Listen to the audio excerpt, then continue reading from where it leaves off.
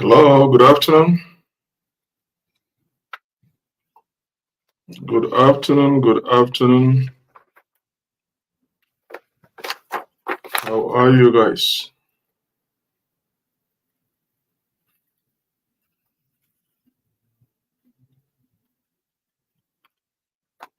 Welcome to today's program.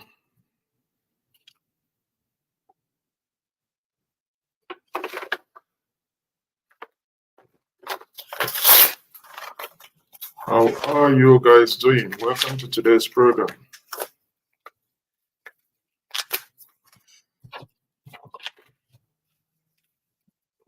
Please indicate where you are watching from. Indicate where you are watching from if you don't mind, so that I can acknowledge your presence. How are you doing?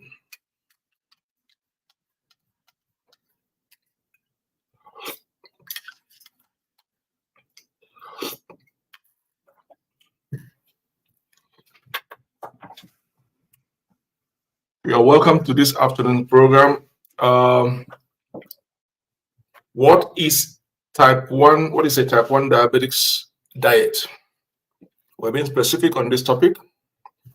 I'm going to briefly look at the diet for type 1 diabetics. Most of the time, they are similar with type 2 diabetics. All right? Most of the time, they are similar with type 2 diabetics. So, let's look at type 1 diabetics. What are the diet? Please kindly indicate where you are watching from, if you don't mind. Kindly indicate to me where you are watching from.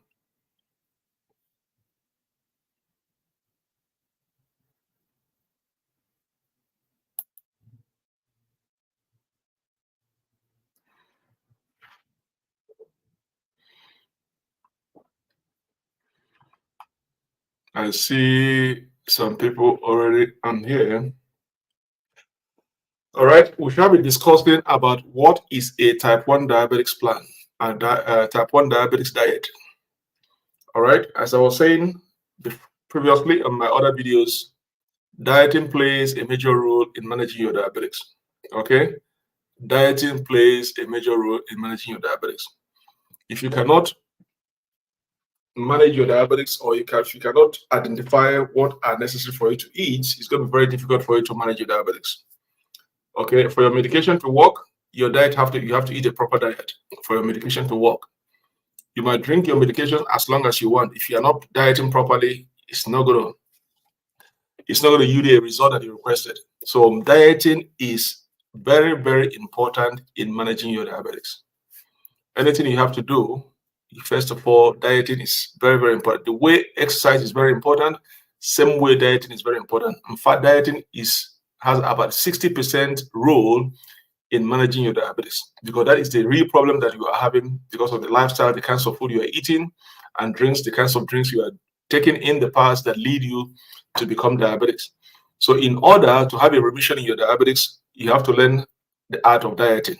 You have to eat a healthy, balanced diet, and then the medication is going to work in conjunction with your exercising. So people with type 1 diabetes need to balance, okay, what they eat and drink with their insulin medications or oral medications to keep their blood glucose in range.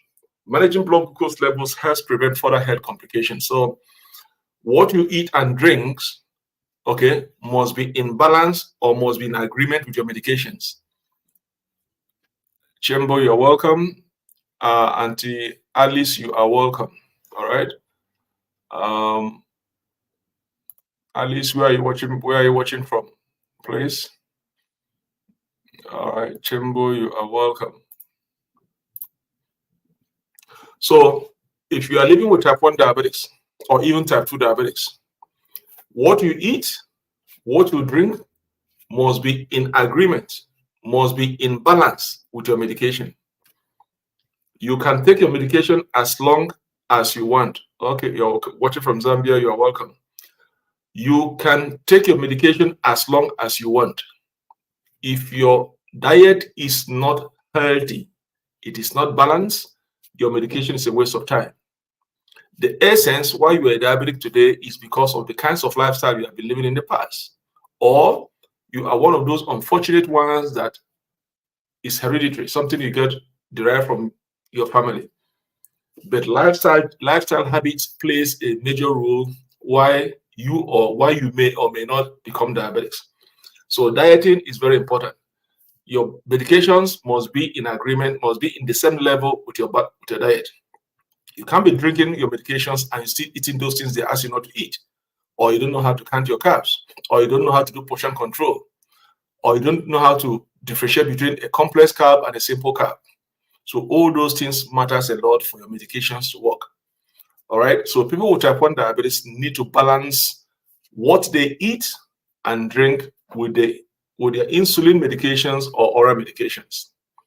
These three things or these two things must be working hand to hand.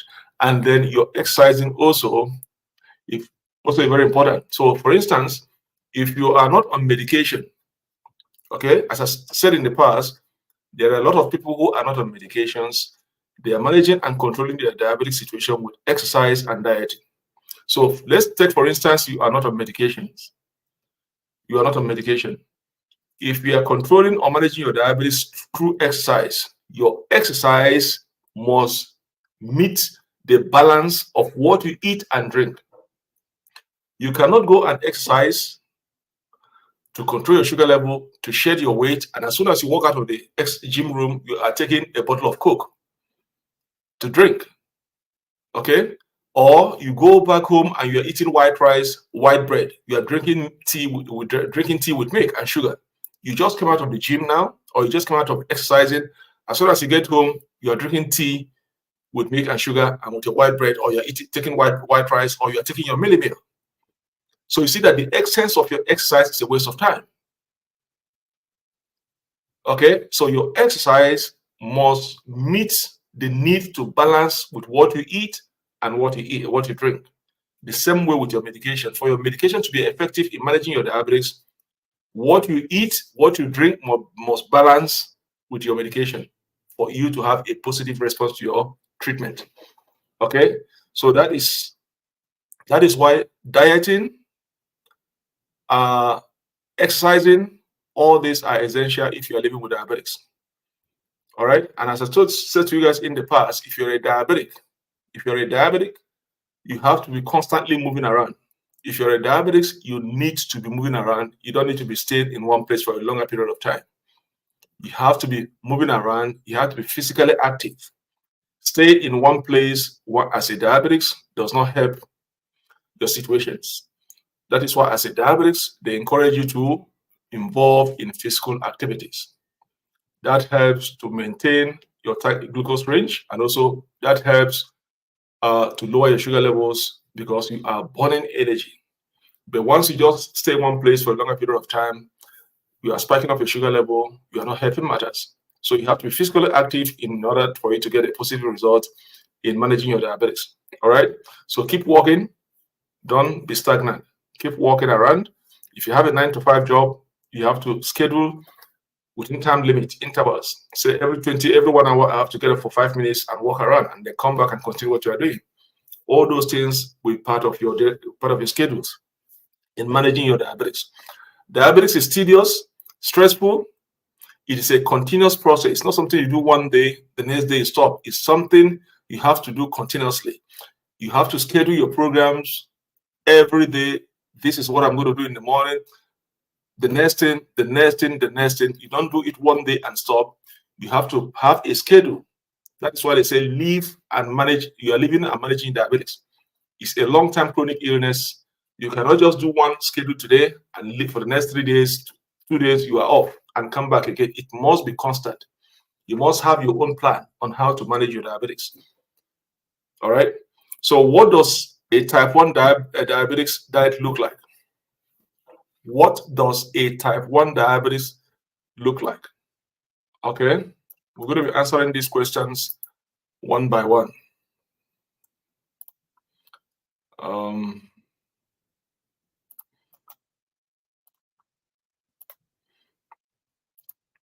So what does a type 1 diabetics diet look like?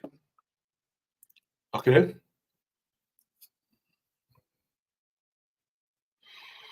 Now, we know type 1 diabetes is the same thing as hypoglycemia. You guys know about hypoglycemia, the difference between hypoglycemia and hyperglycemia. So hypoglycemia is a low blood sugar level. That is why you're dealing with type 1 diabetics. Okay? You're dealing with type 1 diabetics because it is hypoglycemia.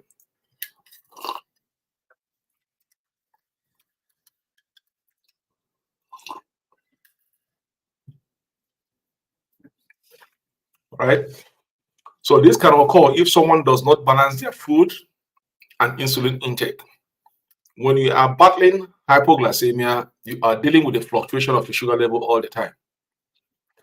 Your sugar level is not stable. In 1 minute, it is okay. In the next minute, it is up. In the next minute, it's down. So there's a constant fluctuation of your sugar level all the time.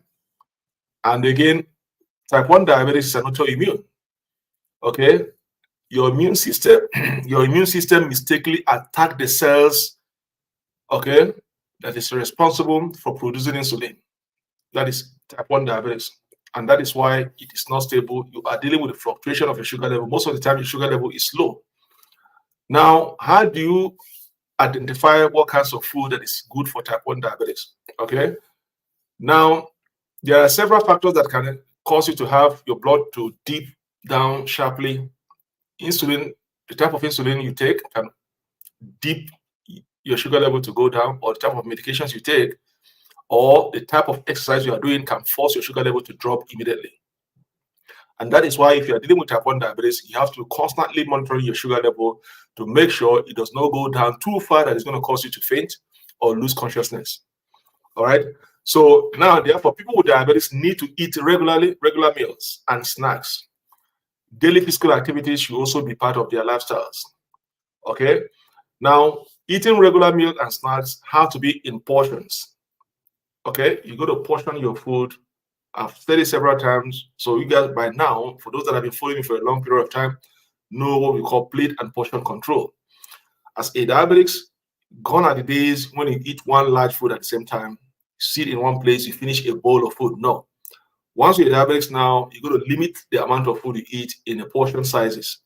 Okay. You have to divide your food in intervals. You have to eat every 4 hours in a smaller quantity. All right.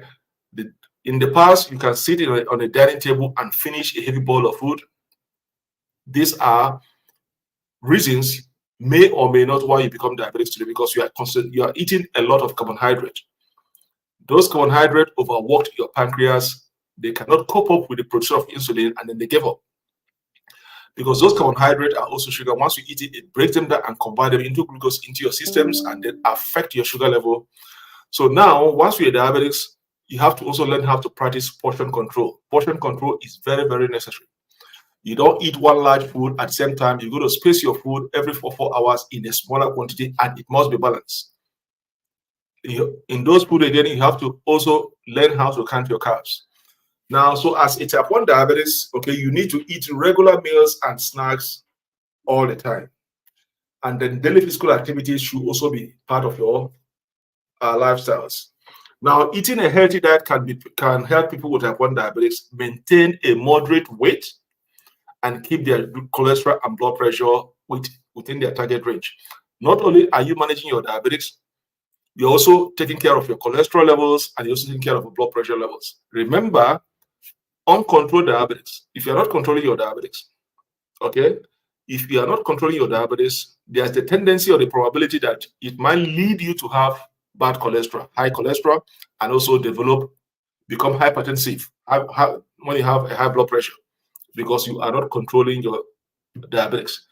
Now, with those physical activities and also eating a healthy diet, okay, would not only make you to maintain a good glucose level, but at the same time, also maintain a moderate weight, burning of calories, and also keep a good cholesterol and high blood pressure levels at the same time. That is why exercising and eating healthy food is very, very important in managing diabetes, because you don't want to have those three illnesses at the same time: diabetes, high cholesterol, and become hypertensive. All these are long-term illnesses, and you have to be taking medication for the rest of your life. The more chronic illness you have, the more financial burden on your family. So you are dealing with diabetes, which is more expensive to treat. You don't want to have hypertensive issue, you don't have bad cholesterol issue, because all these things is more medications, more money, and it's something that you have to do for the rest of your life. Okay, so in order to avoid the complications of bad cholesterol and high blood pressure, is to deal with this diabetic and control it at all times to avoid these two chronic illnesses.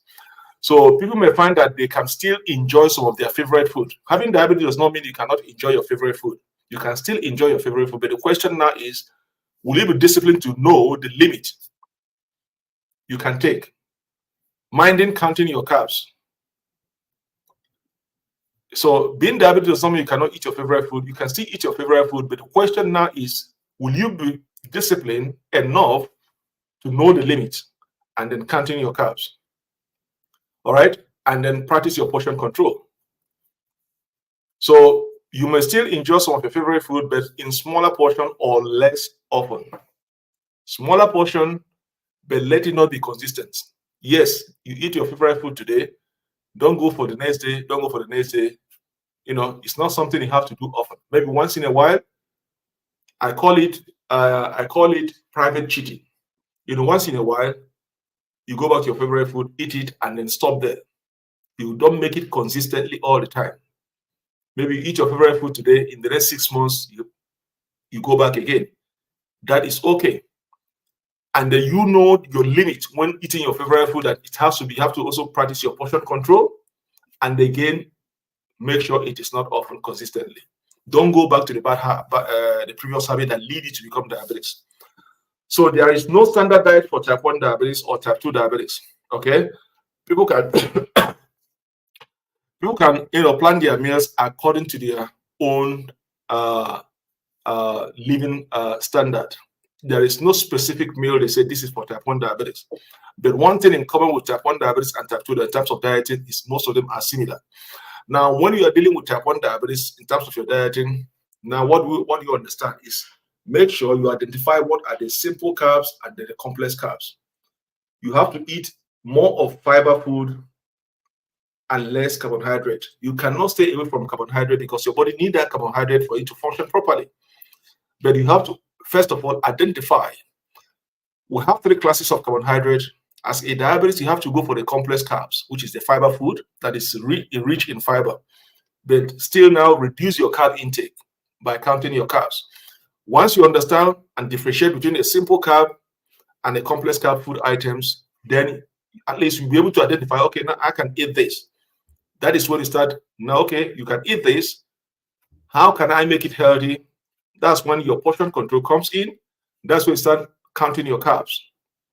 You also have to understand per meal, how many carbohydrate per meal, and how many carbohydrate per day. So these are some of the things you have to understand while choosing selecting your diet for type 1 or type 2 diabetics. It's not just, all right, this is a simple carbohydrate, this is a complex carbohydrate. Okay, I'm going to eat complex. Okay, they say I can eat complex carbohydrate. Okay, let me go for complex carbohydrate.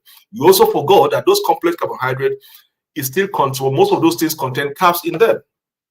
So because we say this food falls under complex carbohydrate, eat them does not mean you should go and eat a larger quantity of, because in those food there are carbohydrate in them also. And that is why I say, remember, discipline is the key. Small portion control, and plate size is another thing. Yes, they are complex carb, more fiber, but they still contain carbs. So that is why you have to go for that's why you go to say, okay, now you have to go for a smaller quantity and then count your carbs for you to be able to have a positive result in managing your type 1 diabetics. So now, what are those foods? Let's look at the foods that, what does a type 1 diabetes look like? Okay. Now let's go to the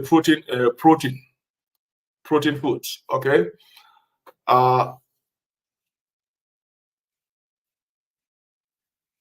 Example of protein food. I'm going to remove this.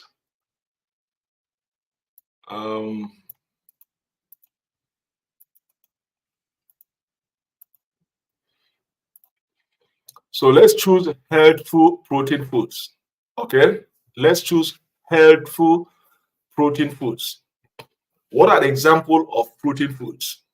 Fish. If you're type 1 diabetics, in terms of protein foods, go for fish. Not only do you derive your protein from fish, it also contains other minerals and in it that your body need. Okay, protein food, fish is one. Okay, 2 is lean meat. Lean meat, you have to stay away from red meat. I didn't say red meat. 2 is lean meat. Somebody say I should write it down. Why do I have to write everything down? Okay, why do I have to write everything down? Somebody say I should write it down. Do you guys want me to write it down? Let me take a poll. Do you guys want me to list it? I want to know. Somebody say I should list, I should write. I want to know.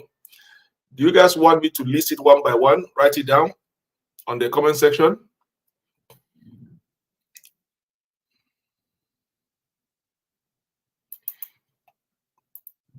I need an answer.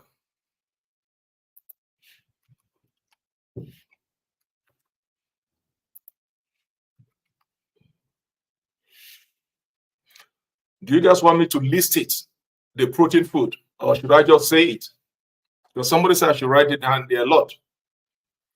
Okay. All right. So what are the example of protein food? Example of protein food, okay. 1, lean meat and poultry. 2 is fish. Okay. 1 is lean meat and poultry, and 2 is fish. Now, I've told you guys, I'm talking about lean meat. I'm not talking about red meat. You got to stay away from red meat. Go for the lean meat. Okay, if you go to the slaughter where you buy your meat, and you say, I need a lean meat, they know what lean meat is all about. Okay? They know what.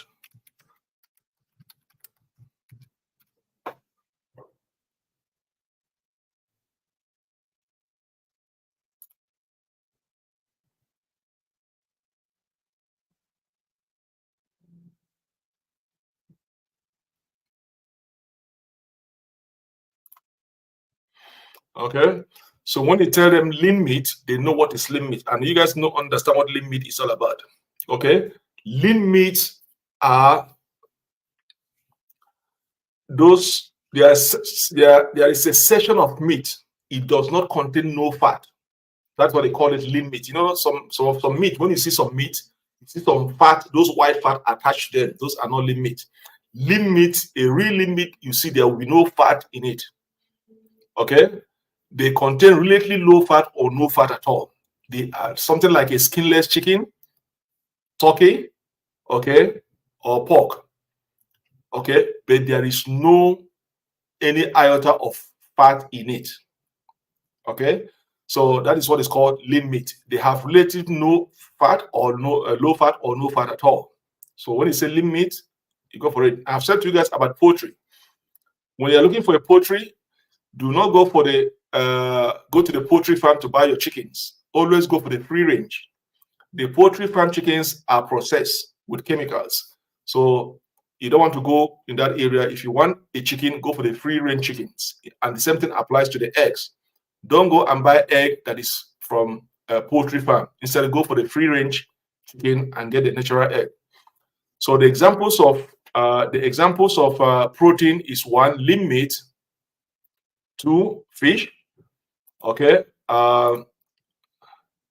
Number 3.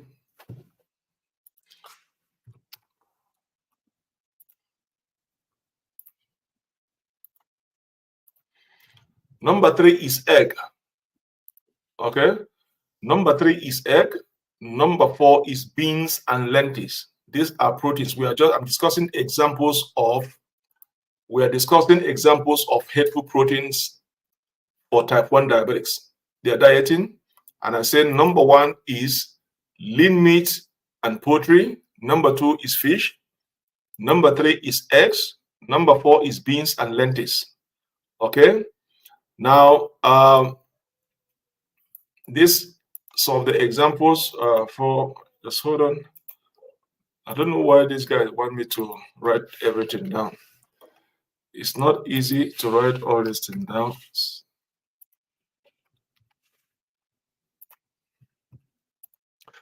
And number 5 is tofu. Number 6 is nut and seeds. 7 is low-fat dairy food. Okay? When you're going for low-fat dairy food, you got to read the labels. You got to read the labels. It's very important. Go for the alternatives. Don't go for the real dairy food. Go for the alternative and then read the labels. Okay? These are examples of the helpful proteins for type 1 diabetes. Okay? I just make it brief. These are some of the examples of helpful proteins. Nalu, you're welcome. All right. Now, so we've just finished. I just finished giving you guys examples of protein foods. That's what I just listed.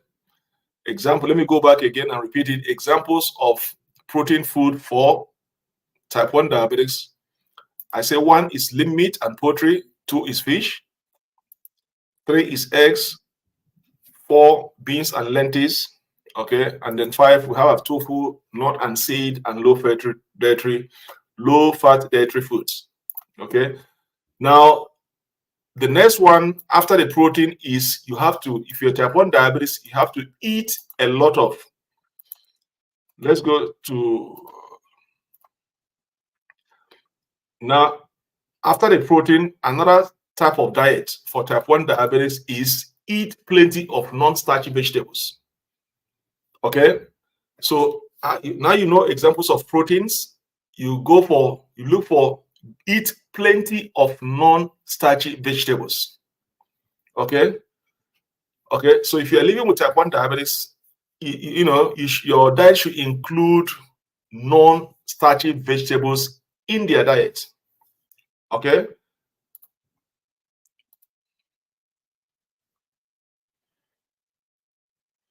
Okay, so eat non-starchy vegetables because vegetables can play a viable dietary role for people living with type 1 diabetes. 1, vegetable provide you the fiber that you need.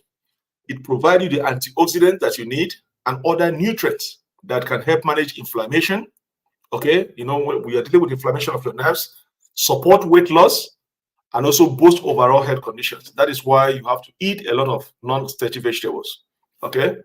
So what I said, non-starchy vegetables, okay, will provide you the fiber that you need, the powerful antioxidant that you need, and other nutrients that can help you manage your inflammations. That inflammation, why you have neuropathic diabetic burning feet, why you have all those burning sensations in your feet, okay, why you have those burning sensations in your numbness is because of the inflammation of the nerves. Once your sugar level goes above the normal level, there's an inflammation of your nerves.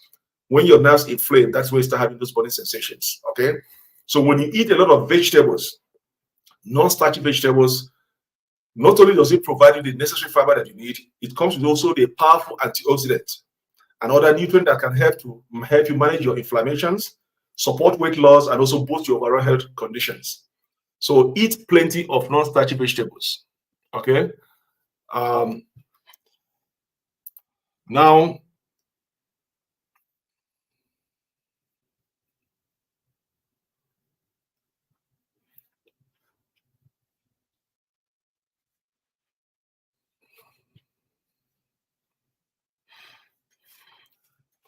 Okay, I've seen what is there. Okay. Okay, I've seen what is just said. I'm going to get back to it.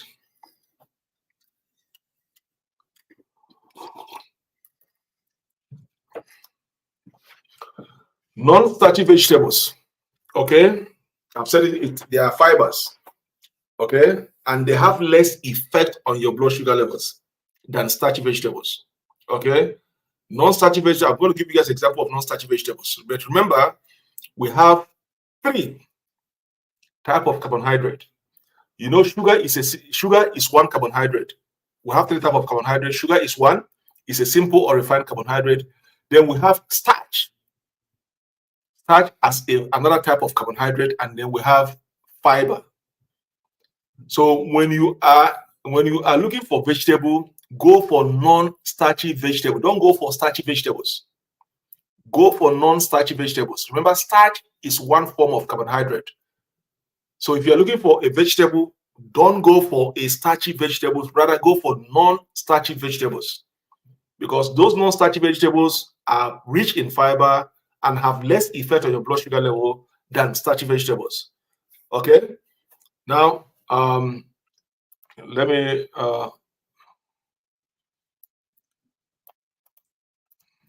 me share something why if you eat non-starchy vegetables. Um,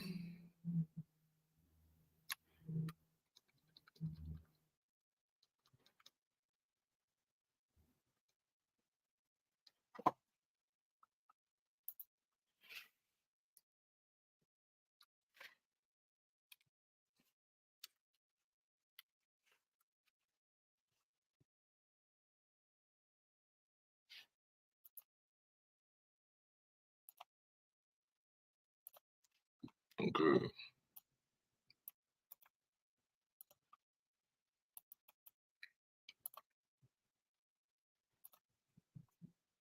All right. So this is the reason why you should go for non-starchy vegetables. Okay.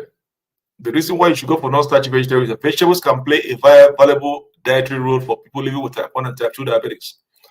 Now, they provide fiber, antioxidants, and other nutrients that can help manage inflammation, support weight loss, and boost overall health. This is the reason why you should go for non-starchy vegetables. Do not go for starchy vegetables. Rather, go for non-starchy vegetables. All right. Now, let's look at. Okay. Let's.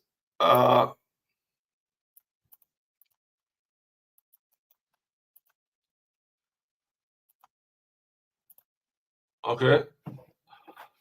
Non-starchy vegetables are fiber rich and have less effect on blood sugar level than starchy vegetables.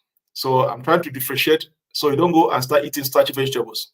We have three types of carbohydrate. We have sugar, one, starch is a carbohydrate, and then we have the fiber. As a diabetes, you have to stay away from sugar and starch carb. Rather go for fiber. Fiber is the one that is a complex carbs. I've tried to explain it, the three different, I've tried to define the difference between simple, sugar, starchy, and fiber.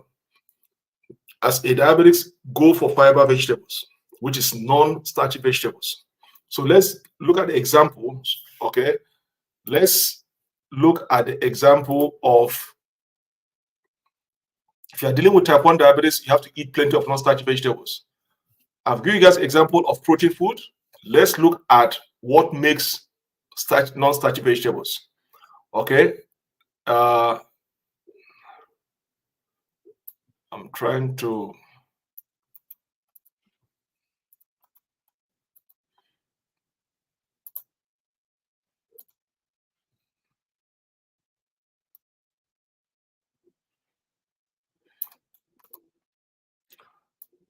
Peter, I see what you're sending to me. I'm gonna answer your question. I see what you're sending to me. I'm gonna answer it when I get to that point.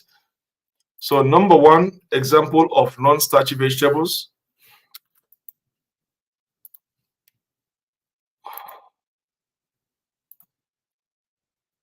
Example of non-starchy vegetable is green. Green such as lettuce, kale, cabbage, pak choy, spinach, rocket, and watercress. Okay, spinach is my favorite. I have a lot of spinach here. There's no food that I eat that does not contain spinach because of the powerful antioxidant, and also it's very rich in fiber. There's no any food that I eat without spinach. Okay. Now number two.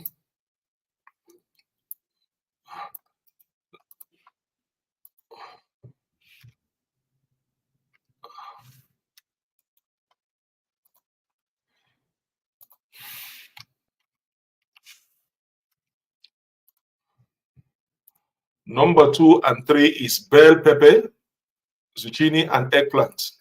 These are non-starchy vegetables. All right.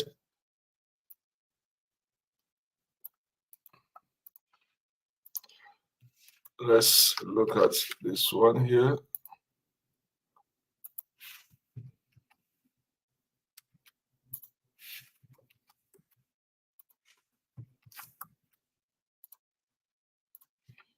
Now we have 4 green beans. Number 5 is mushroom. Number 6 is broccoli and cauliflower. Okay, these are non-starchy vegetables. Okay, now if you are dealing with type 1 diabetics, this is your diet. Examples of non-starchy vegetables. Now, what are the examples of starchy vegetables? Stay away from starchy vegetables. Okay, stay away from starchy vegetables. It's not good for you if you are dealing with type 1 diabetics. Excuse me.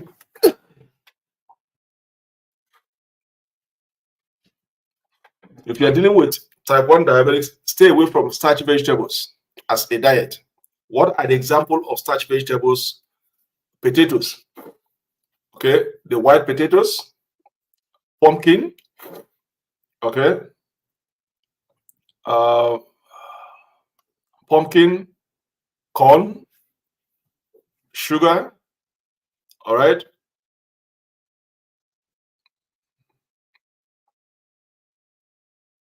This guy writing, what is he saying? Jelly gums. Okay, all those jelly. So starchy vegetables is potatoes, pumpkin, corn. All right. Simple sugar, those brown and white sugars, jelly. All those are, there are some. When I say jelly, I'm not talking about those oily jelly. Okay, there's one vegetable. It's in a jelly form, but it's not. So I'm not talking about the jelly. Those slimy liquid form. No.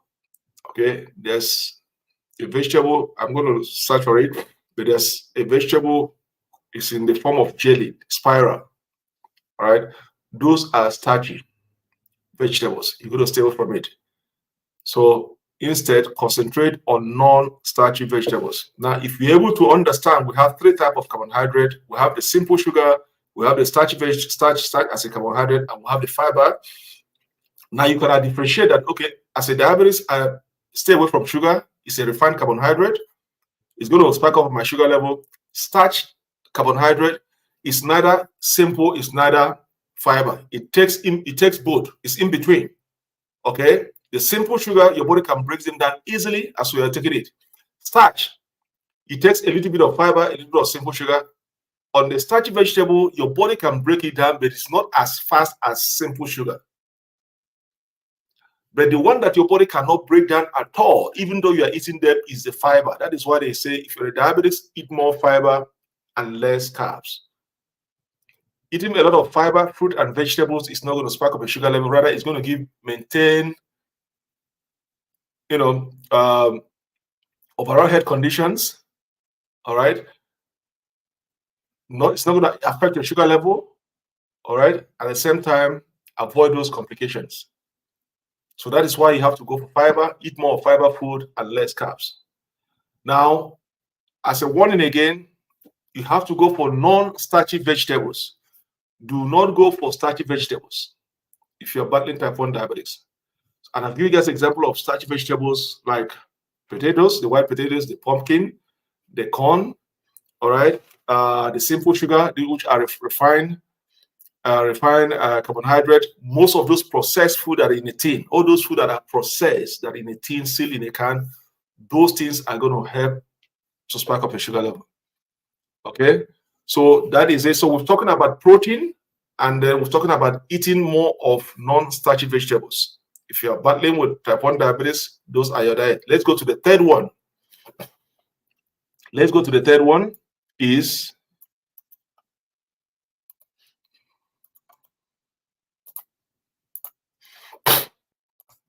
third one, include nuts, seed, beans, and legumes in your diet if you are dealing with type 1 diabetics. Okay, include nuts, seeds, beans, and legumes if you are dealing with type 1 diabetics.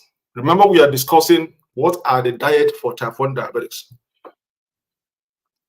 So now we've discussed about protein, we've discussed about non-starchy vegetables. Now the third one is in your diet include nuts, seeds, beans, and legumes if you are dealing with type 1 diabetics. The question now is, how do you identify which type of nuts, seed, beans, and legumes? That is one. And again, how do you count your carbs? Remember, all these tests, the nuts, the seed, the beans, and the legumes also contains carbs in them. So the quantity you eat them, the size of the quantity will determine if it's going to affect your sugar level or not. All right. Let me acknowledge this.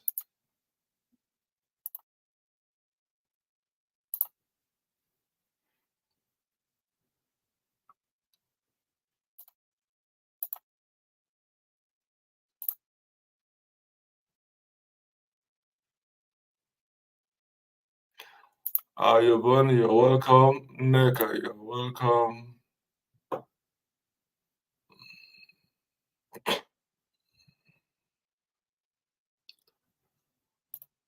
Neka says, unripe plantain, starchy vegetables. No, plantain is okay if you go for the. I've said it. I've said it. Don't go for the ripe plant. The ripe one. Go for the unripe plantain. Even me. I take unripe plantain. Okay. But also understand that on that unripe plantain also contains some carbs in them.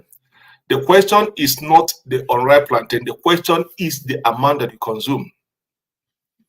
Okay. Even though we said don't go for white rice, instead go for brown rice. That brown rice also contains carbs in them. The question is not the brown rice. The question is the quantity at which you consume those brown rice. Because if you consume too much, the carb is going to increase and it's going to affect your sugar level.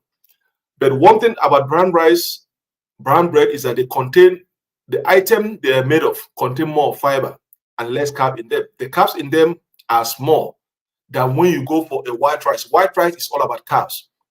If you look at white rice, it's 80% carb. If you go for brown rice, it's a little bit more of other nutrients in them, fiber and less carb. So now, if you're taking the brown rice, despite them to say go for brown rice, does not mean you have to go and cook a whole pot of brown rice and finish it. Because the size of the brown rice you eat also determines the quantity of the carbs in them. So if you eat too much of brown rice, your carbs is going to increase. But it's going to give you that. The question is that brown rice is not breakable. Your body cannot break them down easily. But when you eat a white rice, your body can break them instantly, immediately, and affect your sugar level. So the question about unripe plantain is not about the unripe plantain. The question is at the quantity at which you consume that unripe plantain.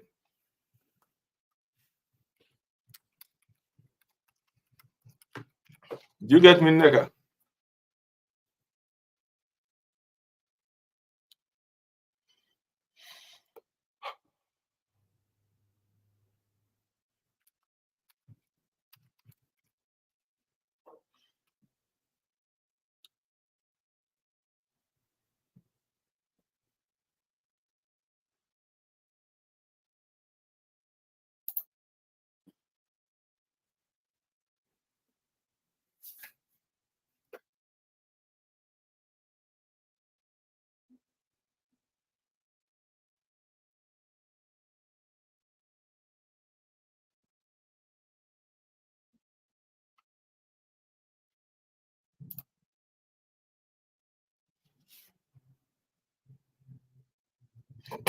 Okay.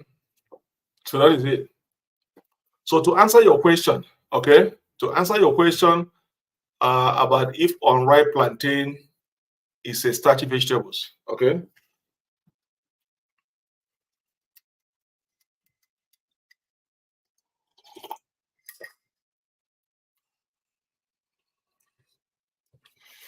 Plantain is a starchy tropical fruit. Okay, plantain is a starchy tropical fruit. Okay, but I'm going to explain to you why you see they say diabetics go for unripe instead of the ripe plantain. Okay, now unripe plantain, okay, is a source of indigestible carbohydrate. Remember, it's a starchy tropical fruit, but the carbohydrate in them is undigestible. It's indigestible. Okay, it has a resistant starch in particular. So that is why they tell you go for unripe. Don't go for the ripe. Once you go for the ripe one is a different matter entirely. It's a starchy tropical fruit, but the starch in them, okay, is indigestible carbohydrate, something that is indigestible. Your body cannot break it down. It has type 2 resistant starch in them. That is why they say go for unripe plantain. Every doctor is going to tell you if you want to eat plantain, go for unripe one. Don't go for the ripe one. But the question now is you got to go for smaller quantity. So plantain is a starchy tropical fruit. Now it has that starch in them is indigestible carbohydrate. It has type 2 resistant starch in them that your body cannot break down. So that is the simple fact. I eat unripe plantain. I know the quantity, I know the limit. And when I take unripe plantain, it doesn't give me any doesn't give me any effect. But first of all, you have to understand the limit. And that's why I keep saying it all the time. Diabetes is about knowledge. Diabetes is about knowledge. Once you know the knowledge, once you grab the knowledge, you see that it makes your life easy. But at the beginning, it's very difficult. Okay, at the beginning, it's very, but once you grasp the knowledge, you understand your left and right, it makes life easy for you. You don't even get worried. You don't even know that you're diabetic. Then when you see your fellow friends, you see them battling diabetes, you see them looking wobbly and unhealthy every time, sickness. It's because they don't have the knowledge. If you see people that are living with diabetes in the Western world, you will not even know they have diabetes. You cannot even know they have diabetes. But if you go to some African countries, see people battling with diabetes, you see there are two different things. Yes, I can understand because of the standard of living in there. There's no medical government. The government there are not ready to provide the medical facilities or to educate the masses. Okay, so people just do whatever they want to do. All right. So it's all about understanding, equipping yourself with the knowledge of diabetics, and then it makes life easy for you. So now that plantain, if you want to go for plantain, go for the unripe one because of the indigestible carbohydrate that's in them. It's a tropical starch, but the carbohydrate that is in them is indigestible. So it's not going to affect your sugar level, but the question is don't abuse it. That's why I say it comes with discipline. You must be disciplined to manage your diabetes. Do not abuse it. Too much of everything has disadvantage. Too much of everything has disadvantage. Yes, that thing is sweet, but when you abuse it and continue abusing it, then you see the other side of it. So, but you got to be disciplined when taking plantain and say, okay, now that I know that it's indigestible, let me go and cook a pot of plantain and finish it. No, at the end of the day, you are going to bear the consequences. All right. So that is it. Any other question?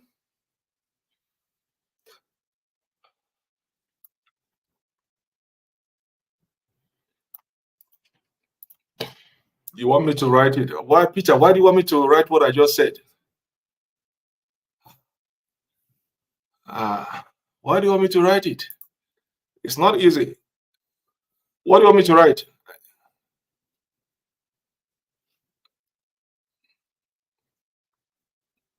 Unripe plant. I said unripe plantain. I'm reading what you are. Unripe plantain.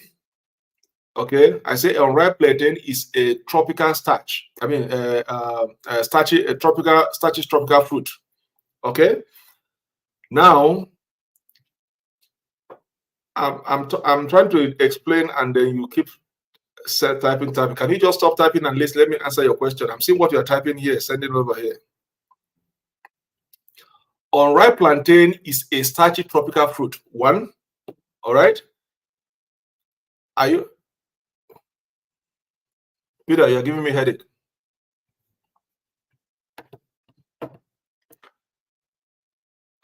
Wait, let me write it. Just hold on. I'm going to put it on the comment section. Peter, did you drink alcohol this evening? I'm going to put it there. Let me type it. Let me type it, and then you guys see it. Yeah. I'm going to post it.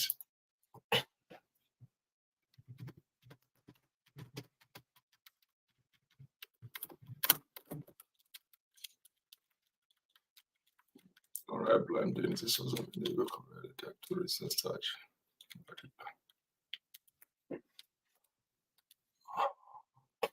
All right, I'm posting it now.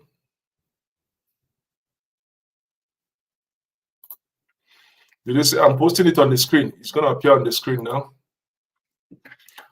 Unripe plantain flour, okay, is a source of indigestible carbohydrate. Okay, it has type 2 resistant starch in it. Okay, so it is a starchy tropical fruit. All right.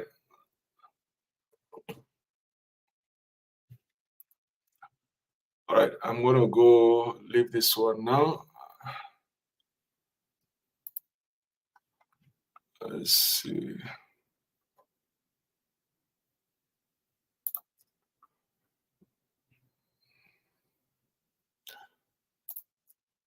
I'm going to remove it now. So you got it now. I'm going to remove it. I said plantain is a starchy tropical fruit.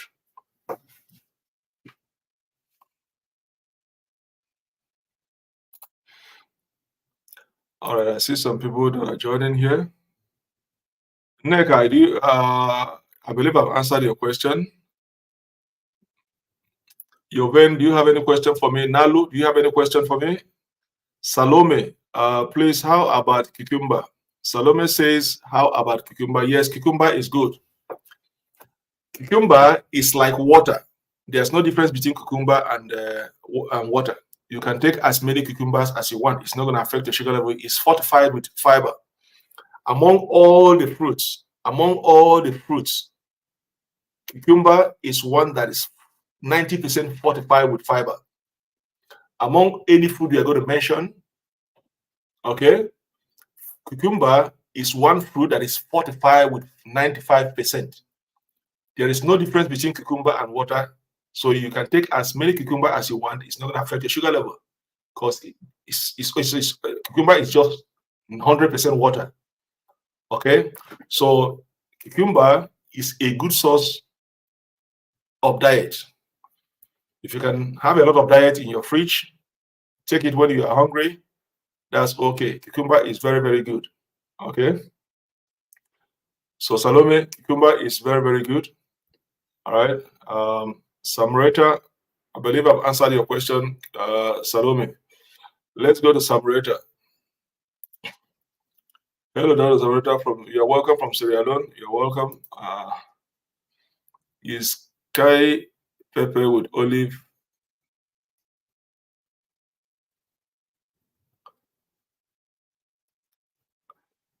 Samreta, I'm gonna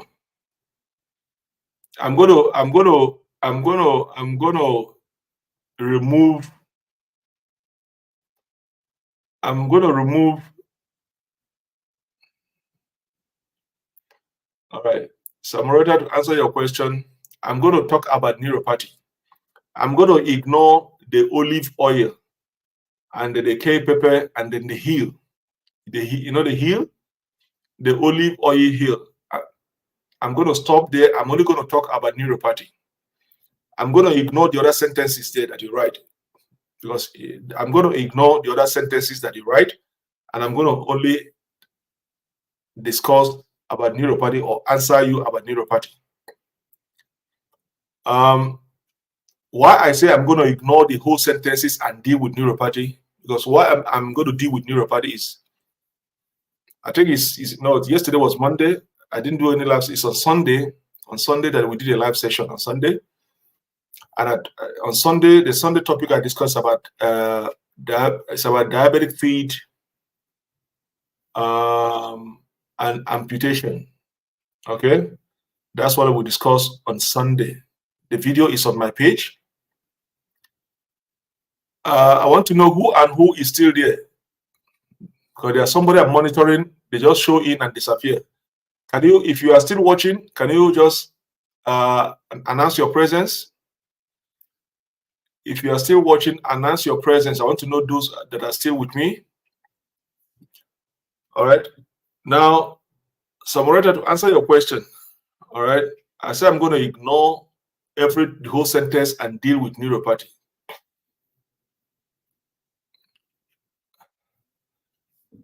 NECA have announced their presence. Okay. Hallelujah. All right. Who else again? Jovan. That's good. You're here. All right. Why I say I'm going to deal with neuropathy and ignore the other sentence you write.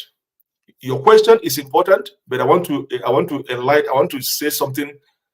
I want to just enlighten you a little bit. If we go back, I've said it several times. Diabetics has no cure. Diabetics has nothing like healing. And I've said it several times, and I've signed it as a warning. Anywhere you are, and you see somebody selling something for you, say this cure diabetics, and you go and buy it, you are wasting your money for nothing. You are enriching that person. The person is going to go and buy a big car, build a house. Maybe you have not even built a house in your place, and you are enriching somebody to go and live a better life, and then you are sending, you are how am I going to put it? You are endangering your life to go 6 feet. Because when that person sell that thing to you, telling you that this thing cure diabetes, you buy it. You give him him or her your hard-earned money. He goes home, feed his family, laughing at you. The next day you see him building mansion while you are still struggling to build one room. Diabetes has no cure. If you see anybody selling anything to you that say this cures diabetes, take that thing and destroy it. Don't, or just ignore it. Nothing like diabetes. Diabetes has no cure. Why am I starting with diabetics? The same thing applies to neuropathy. That's why I say I'm going to ignore everything that you just say and deal with neuropathy. Because you say if olive oil heals neuropathy, and that's why I'm going to ignore that one. Neuropathy, nothing like healing in neuropathy.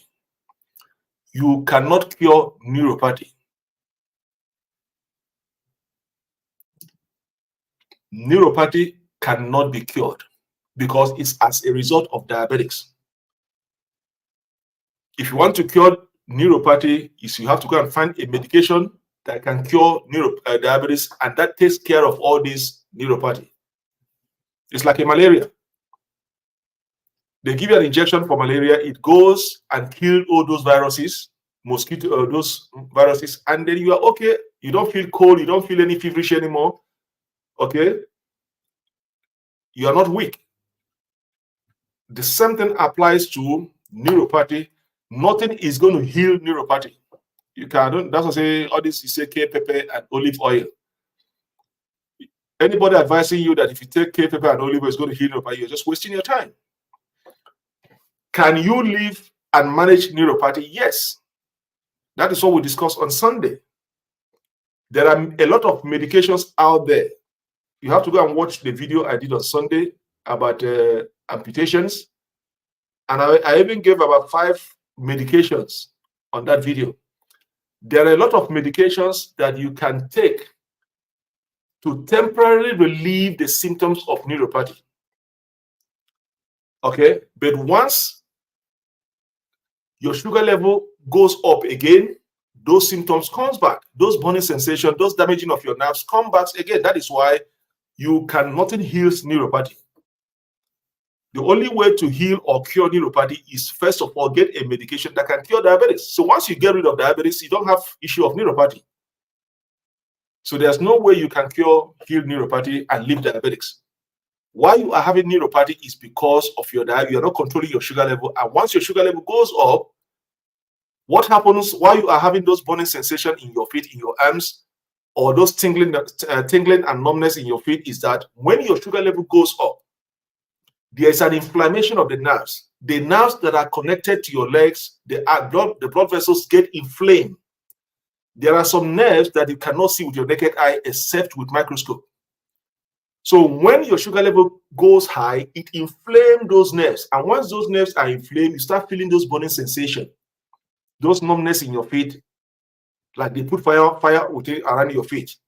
The only way to get rid of those burning sensations is to bring down your sugar level back to where it's supposed to be. Once your sugar level comes back to normal, those symptoms will disappear. And again, once your sugar level goes up again, those symptoms come back. So that is why I say there is no healing, permanent healing or cure for neuropathy. So you can take as much as olive oil. If anyone tells you that olive oil and the K-pepper is going to heal it, you're wasting your time. It's all about understanding how diabetics works. That is why every doctor is going to tell you, make sure your sugar level is down where it's supposed to be. Don't allow it to go up, because once it goes up, that is when you start having all these complications of neuropathy, retinopathy, kidney issues, liver issues. You are feeling sick. Today you are sick. Tomorrow you are okay. The next day you are sick. Your legs are swollen. You start having kidney problems, dialysis, and this and that. You start losing your eyesight. All of a sudden, you start losing libido. You don't enjoy sex again. When your husband comes to you or your boyfriend said, it's like it's irritating you, because now too much of excess sugar is not destroying those nerves in those areas that you don't feel the sensation anymore. You don't like it anymore. Or if you're a man, all of a sudden you always have erection. All of a sudden you don't have erection anymore. You think it's a joke. You say, what the hell is going on? Because you fail to control your sugar level. Now it has gone to destroy those nerves controlling your erection.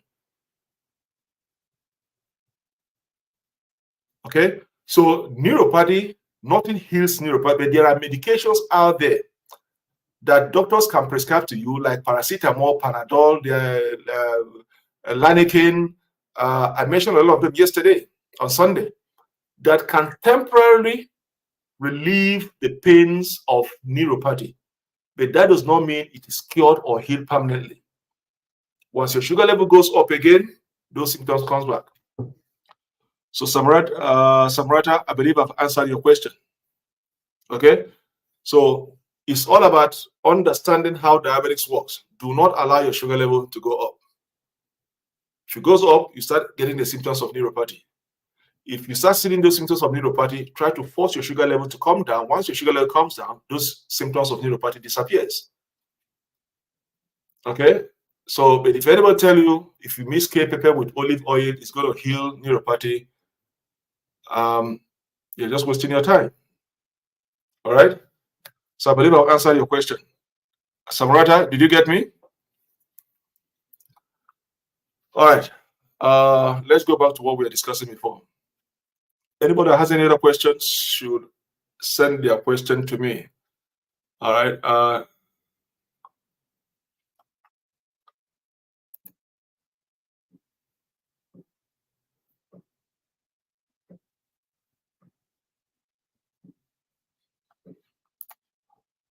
So let's go back to what we are discussing before. So, Samrata, did you get my explanation? All right.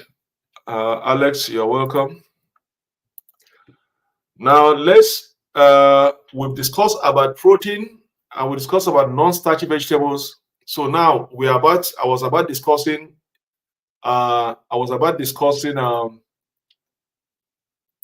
this, that if you are living with type 1 diabetes, include nuts, seeds, beans, and legumes in your diet. Okay. Now, these nuts, seeds, beans, and legumes are also a very powerful source of fiber. Okay. They contains a lot of fiber, which can slow down the release of sugar into the blood. They also have a source of proteins in them. Not only are they powerful, they contain a lot of powerful fiber in them that helps to slow down the release of sugar into the blood. They also contains a lot of proteins. So if you are battling type 1 diabetes, now you understand the type of food that the type of food in protein, the non-starchy vegetables. Remember, I say non-starchy vegetables, not starchy vegetables. Stay away from starchy vegetables. Now you have to include nuts, seeds, beans, and legumes. Why? Because these nuts, seeds, beans, and legumes are very, very rich in fiber and also proteins. Not only do those contain fiber and protein, it also helps slow down the release of sugar into your bloodstreams, even though you are consuming that. But the question now is, are you disciplined to know the limit to stop? I'll give you guys an example of nuts. All right. For instance, a walnut or a G nut, granite, or almond nut, or hazelnut. Oh, okay. The doc says walnut is okay for me, that you can eat it. Yes. Oh, he said walnut contains a lot of fiber. Yes. But also remember that walnut contains carbs in them. It has high fiber content, but a little bit of carbs. The question now is, at what quantity should I consume walnut not to affect my sugar level and then give me symptoms of neuropathic diabetic feet, those painful feet? So as you are identifying the kinds of food to eat as somebody living with type 1 diabetics, you also, in the back of your mind, be counting your carbs. Portion size matters, because those food also contains a little bit of carbs in them. I've told you guys a story about when I take walnut. I told you guys about the experience I had with walnut, and I said I'm not going to try walnut anymore for the rest of my life. I will never go near walnut. I told you guys several stories when I take 1 a day, 2 a day. The third day I took 3, and you see what happened to my leg. It's like I was on fire. So now I know that my body can only take one walnut seed or 2, but I can't go beyond 2 because it's going to now spike. My carbohydrate is going to now increase.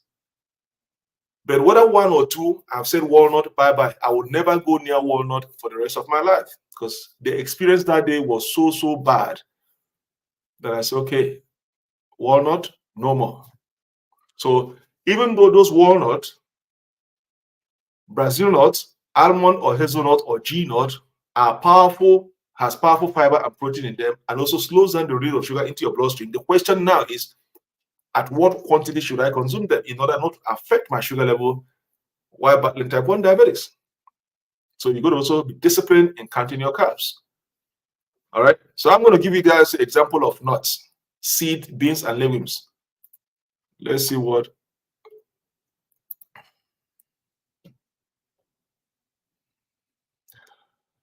Alex says, how do you differentiate type 1 and type 2 diabetics? Okay. Alex, I'm going to answer your question. Let me finish. Let's finish this topic. Let's finish.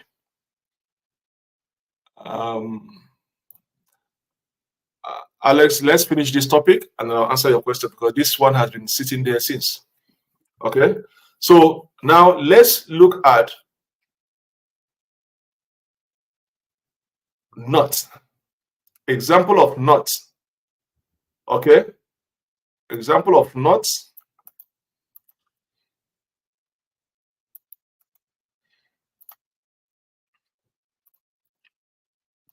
This is example of nuts. Okay. Example of nuts. Let's go to seeds. Let's go to seeds.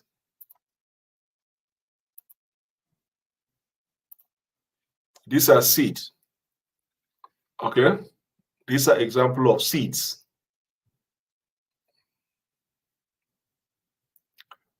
All right. And this is an example of nuts.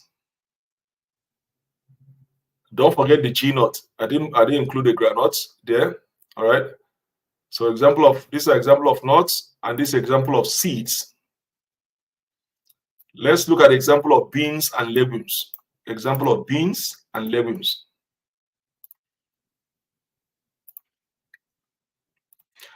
These are beans and legumes. Okay.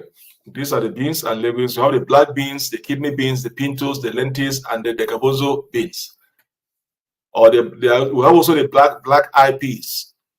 Okay, so these are examples of beans and legumes. So now, as a diabetics battling type 1 diabetics, your diet include, I've given you guys an example of the protein, the non-starchy vegetables. We'll talk about protein, non-starch vegetables. I think we'll talk about 4 different things. Can somebody remind me? There's something I'm missing. Yeah, we'll talk about protein, eating non-starchy vegetables, and then include nuts, seeds, and beans in it. Okay.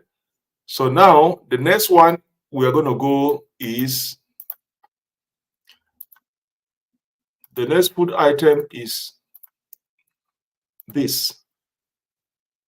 The fourth one is choose your whole grains. Okay, we're going to discuss about choosing whole grain food. But before I go down, let me go. There's a question here by this is what we're going to discuss now.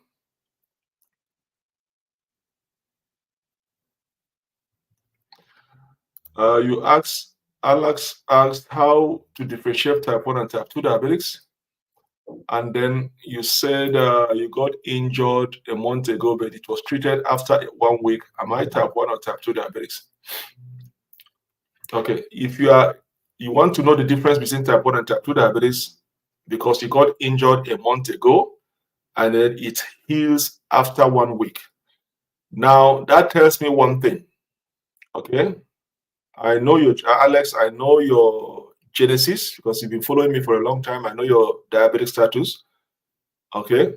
So that tells me one thing, all right?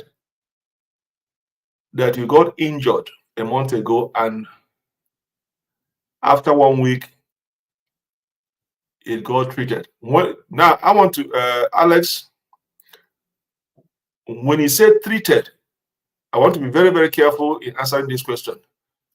When he said treated, is that wound completely healed? Or you just go and they give you a treatment, but that wound is not yet healed? I want to know before I answer that question. I don't want to misquote it. Is that, you say you get injured, that injury, that wound, is it healed completely now? Because you say treated after 1 month. After 1 month, I want to be very sure. Can you answer that question? Is that wound, that injury completely healed now after 1 week?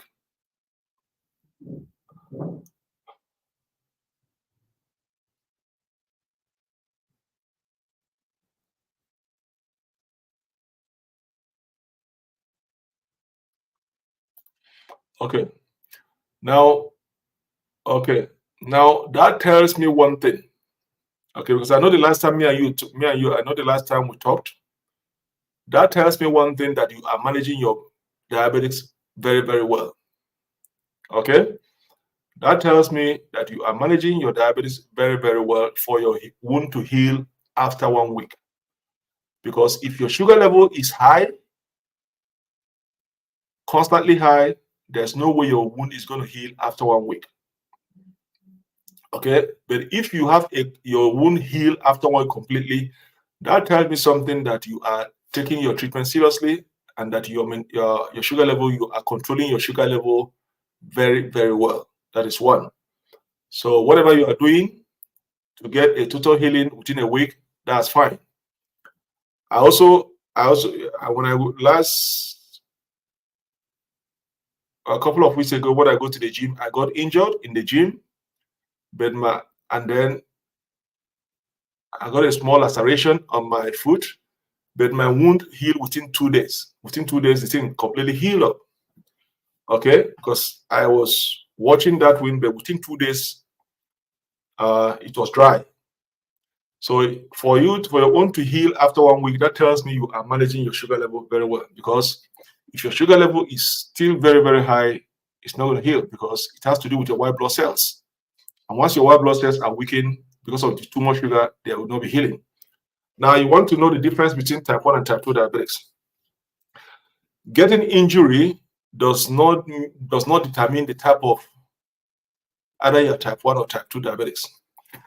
Both diabetics have to do with sugar, okay? Glucose.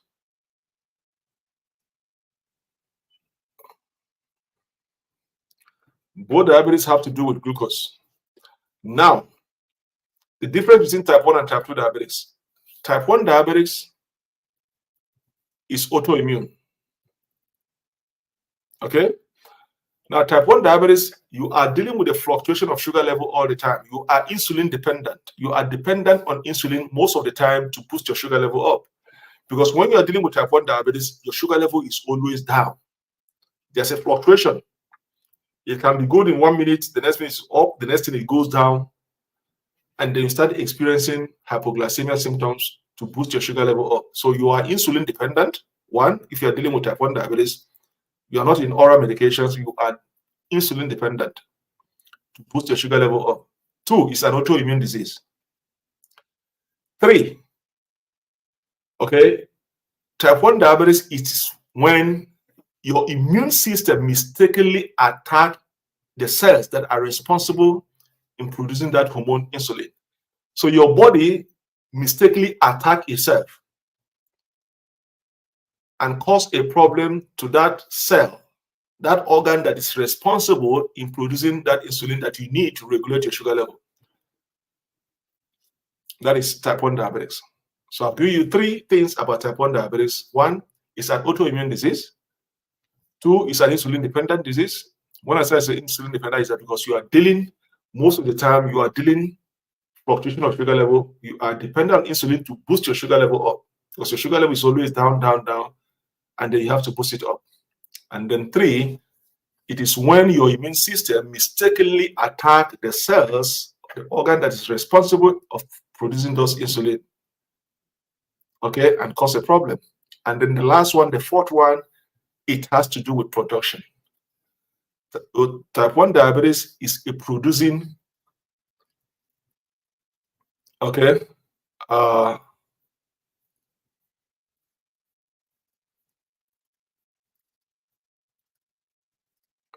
producing, how am I going to put it? It has to do with production.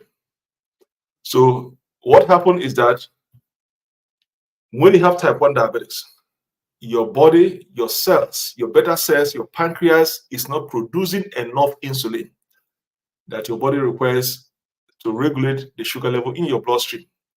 So those are the 4 things about type 1 diabetes. Now let's go to type 2 diabetes. Type 2 diabetes, you are not on insulin dependent at all. You are on oral medications or dieting. You are managing your diabetes with either oral medications or dieting or exercise. These 3 things. It is not insulin dependent. You are either managing your diabetes either oral or exercise or dieting or combination of the 3. Medication, taking oral medication, exercise, and dieting. Now, 2, type 2 diabetes is metabolic. It's not autoimmune. It's metabolic. Now, why do we call it metabolic? It's as a result of your lifestyles.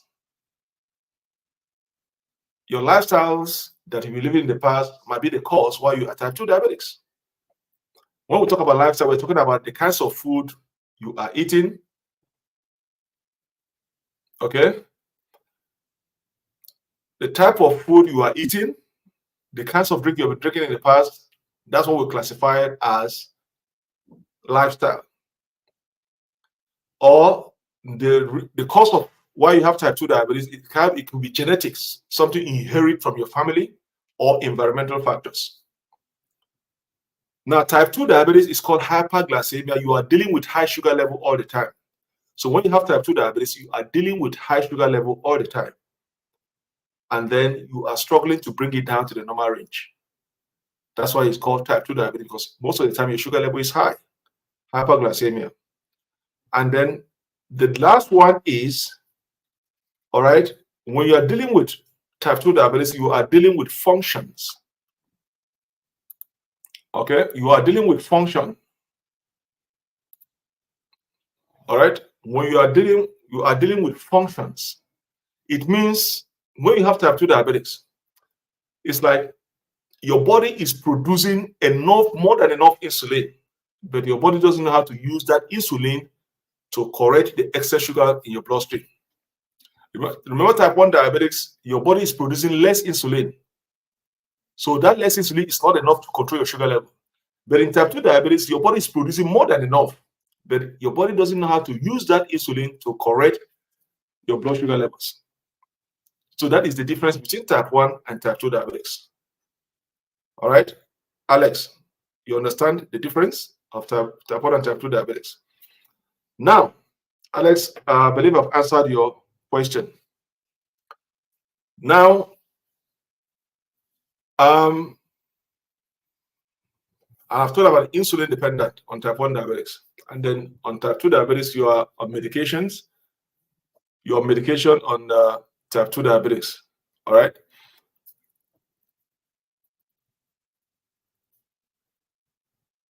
There's something I'm trying to remember. Your medication on type 2 diabetics, and then you can combination of three things: medications, dieting, exercise. You can use three. You can manage your sugar level, manage your diabetes if you're type 2, the combination of the three. Or they'll give you a choice. If you don't want to be on medication, you can do it dieting and exercise. Now,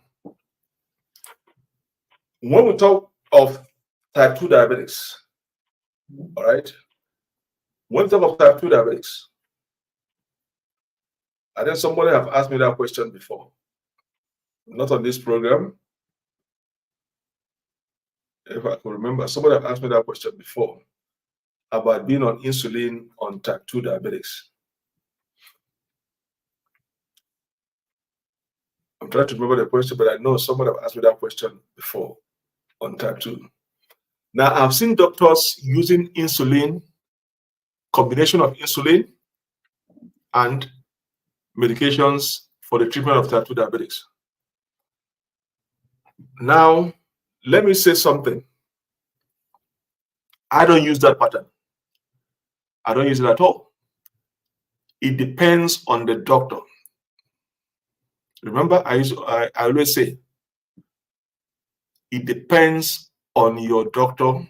Your doctor has your medical record to know why he or she use insulin and medication to treat your diabetes type, if you have type 2 diabetics.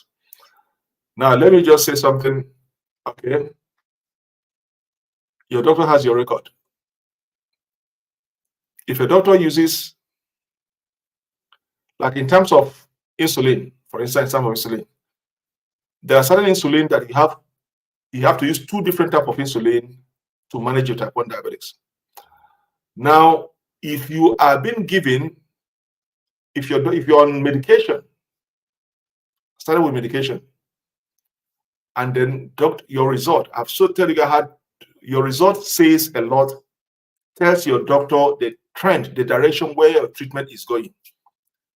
Say, for instance, I put your medication to manage your type 2 diabetics, and I gave you an appointment to come back in the next 3 months to do your A1C test. Because that is the only way, that's what communicates to me as a doctor and you as a patient, if you are managing your sugar level, your diabetics. Because when you leave my office, I don't know what you are doing out there. The only way I can interpret what you are doing in my absence is to see your A1C result, your hemoglobin test. Now, if you come back after 3 months and your medication and your result comes in, and I look at the numbers in presence of me, maybe for the first test, I see a difference that your numbers are improving. I say, okay, go home, continue doing what you are doing. I say, come back in the next 3 months. In the next 3 months ago, you come back, I see instead of a progression, I see a decretion. You're not progressing, rather things are getting worse. Doctors have varieties of tools to use to see if they can manage that diabetes. There are some diabetes treatment that are very stubborn. And again, it depends on individual. Then doctors can use different tools to say, okay, do I add another medication on top of what I'm saying? Because the numbers in presence of the doctors, when your result come back, the numbers speak to the doctor where you are going wrong. One, doctors are going to put into considerations. Before doctor can put you on insulin, add insulin to your medication, there are certain things they have to take into consideration. Do you have any underlying illnesses that is affecting you managing your sugar level very well? Because you might have other underlying illnesses that is affecting your medication from working properly. Two, your age determines. Your age also plays a role. Should I add insulin in your medication for type 2 diabetics? Three, is your diabetes getting worse and worse every time you go for a test? So doctors have a variety of tools to see how they can make sure that it does not progress to a danger level. So when the doctor says, okay, you know what, I'm going to add another medication to you. Or for instance, it's okay, you are taking 1 tablet a day. Now I'm seeing the number, it is not good. So can you be taking 2 tablets a day now? So now 1 in the morning, 1 in the evening. And they come back in the next 3 months and let me see your result. You come back in the next 3 months, your result comes back again. And I see that, okay, now on 2 medications per day, I could see a little of progress. You come back the next 3 months, if you do a test again, it is good. The next 3 months you come back in the test, it becomes worse. There is something you are doing that your medication is not responding. 1, your age. If you see, for instance, if you see somebody like in the 50s, 60s, 70s, that is not used to exercising, he doesn't know how to diet properly, and then you could see that he's not responding to treatment. You could see that the sugar level is either going up or going down. So now it's dealing with fluctuation of sugar level. Okay, you are dealing with type 2 diabetics, but most of the time your sugar level is going down. Remember, you are type 2 diabetics, but why should you be on insulin? You are type 2 diabetes. Why should you be on insulin? Insulin, most of the time, is for type 1 diabetes to boost your sugar level up. But now, instead of you dealing with your type 2 diabetics now, you are getting insulin. Why are they adding insulin to your medications? Because you are now having a fluctuation of your sugar level going below down. Instead of it falling to the target range, it's going below down. Either due to various factors, it could be age, it could be stress, it could be the type of food you eat, or you are not getting adequate food in time, or you're not sleeping properly, or illness or infections. All those things can contribute to you having a fluctuation. You are type 2 diabetics, but now your sugar level is up, and sometimes it goes down. So now what do? You are battling type 2 diabetes, but at the same time, you have to keep your sugar level within range because you don't want your sugar level to go down. So doctors have variety of why they give you type 1, type 2, give you insulin to your medications. There is something doctors is seeing on your result while they add insulin to your medication. In the real sense, no doctor is going to give you medications and add insulin right from day one. It's not possible. Let me see. Somebody's asking me a question here.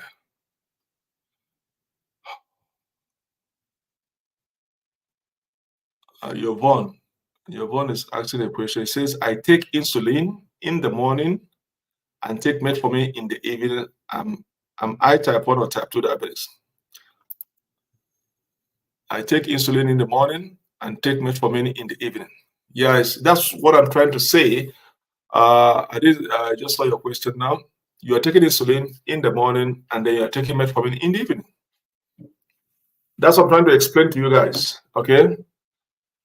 If you are having combination of insulin and if you're having a combination of insulin,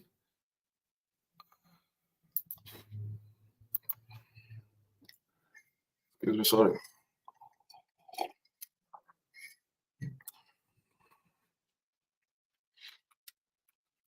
Who is still there before I know? Yvonne, are you still there?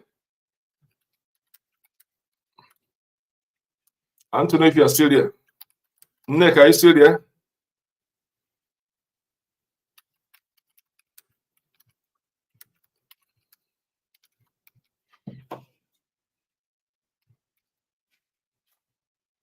I want to know who and who before I answer your question.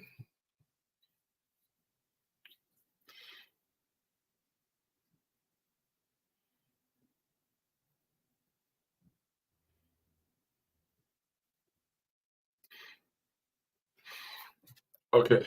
Yvonne, are you still there? Because I just saw your question now. So,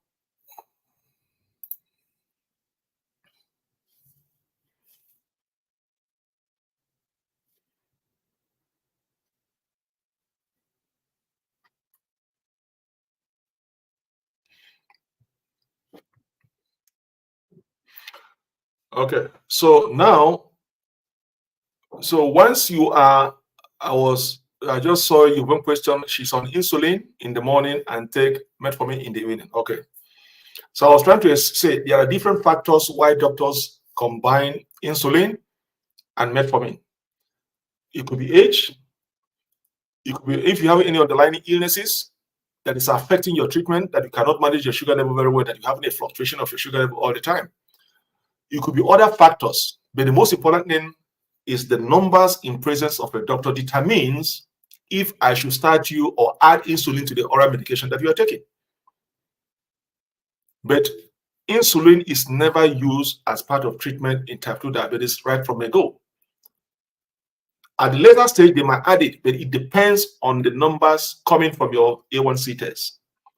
Now, if you are, like for instance, you're going to say she's on insulin in the morning and take metformin in the evening. Now, the metformin you are taking, okay, is to, if you're having an insulin resistance, okay, if your body is having insulin resistance, that means your cells of your body is not accessing the excess glucose in your body.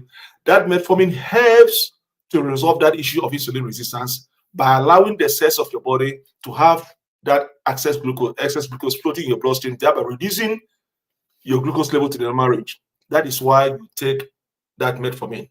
So metformin deals with your excess glucose, your high excess glucose, that is your high sugar level. Okay, because your body is resisting insulin. So it helps to resolve that insulin resistance to become insulin sensitive. That is why you are taking metformin. Now, your insulin that is added to you is it helps to improve your let me use another word. I don't use this medical word. It helps to protect you from any cardiovascular heart risk disease. That is why you are taking that insulin. Okay, that is why I've said it. There's something your doctor is seeing in your result that it added insulin to that medication to improve or to protect you from having any additional cardiovascular problem. So while metformin is taking care of your high blood sugar level, the insulin is to make sure to help to improve, okay, your cardiovascular risk factors so that you don't develop any heart disease or heart problems, stroke, heart attack, anything that is going to inhibit or cholesterol issues. That is why they added that insulin in there. Now, if you are finding it very difficult to control your sugar level, as I said, doctors see a lot of different things. There are people that find it very difficult to control their sugar level. So doctors use, okay, if I've tried this, I've tried to give you 2 dosages, it's not working. I've tried to increase it from 200 milligrams to 500 milligrams or from 500 milligrams to 1000 milligrams. Still, you are not controlling your sugar level. So doctors will try different things to see which one is going to work. When they try different, it's not working. They say, okay, I'm going to add insulin. But before then, there are things that your A1C test, there are things that is communicating to your doctor that he needs to now address it aggressively. Remember, if you are finding it very difficult to control your sugar level and your sugar level is building up, it might cause you to have some cardiovascular disease or illness. To guide against it, doctors might say, okay, now I'm going to add insulin to it to help to improve the risk of cardiovascular risk factors, so that to avoid that any risk factors in your cardiovascular disease, I'm going to add insulin to help to manage your high sugar level all the time. Because now your doctor is now applying force to make sure that the sugar level comes down.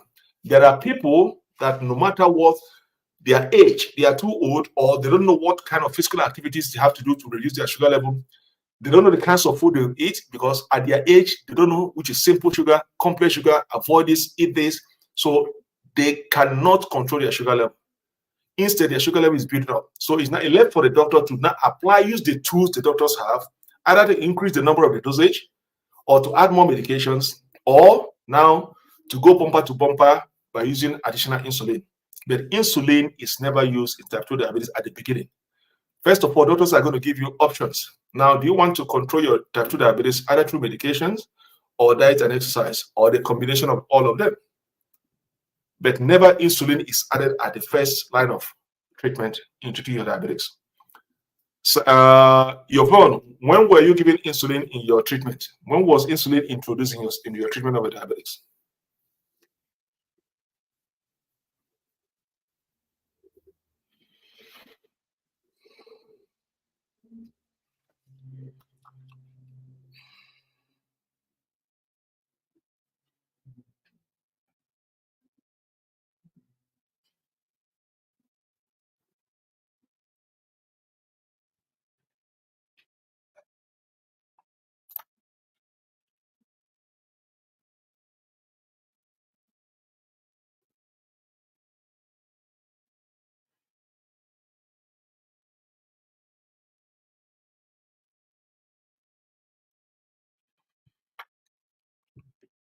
When was your doctor start using insulin in your treatment, you're born? I'm asking you.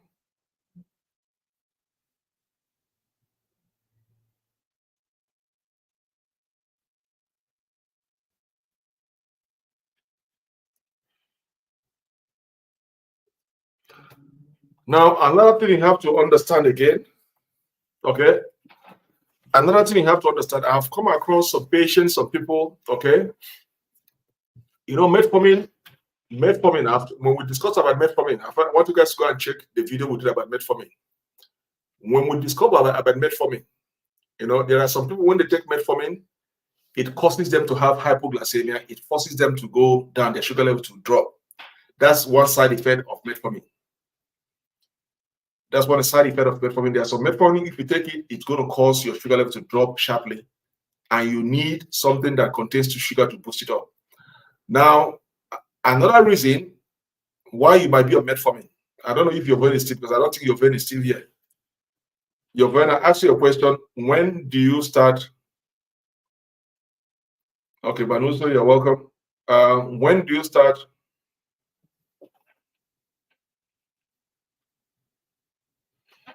Yeah, okay. Now you answered what I say. That's what you say. Now you repeat, you confirm what I'm trying to say.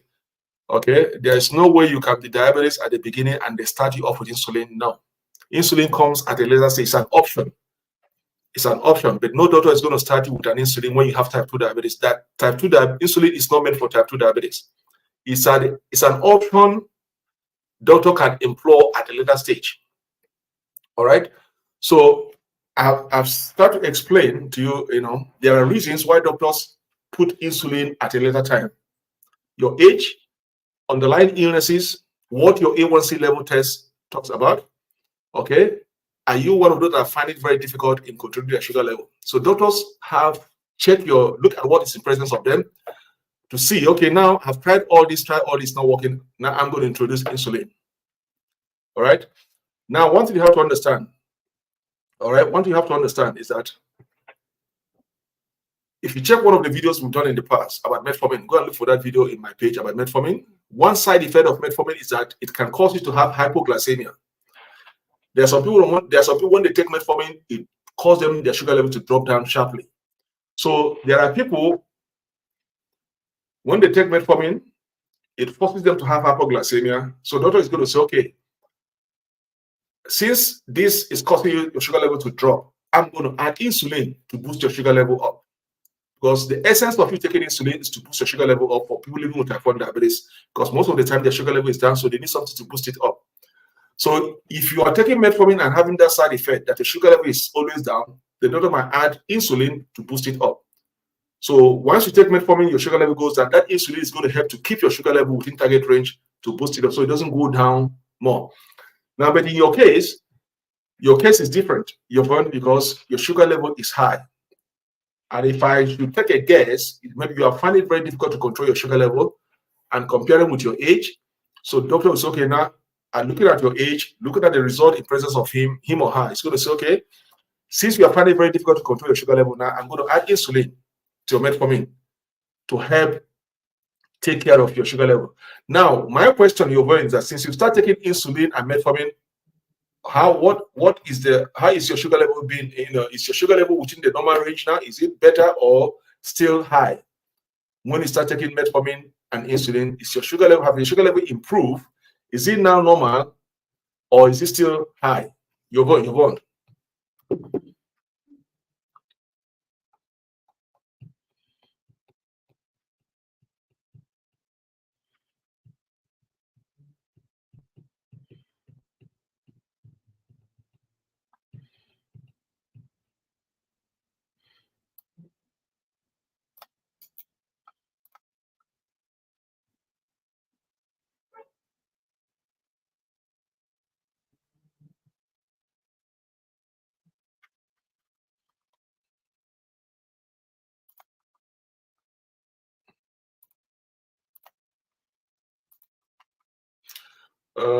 We have to discuss about grain, okay? We have to discuss about grain, all right? what I just said. We have to go back to rain.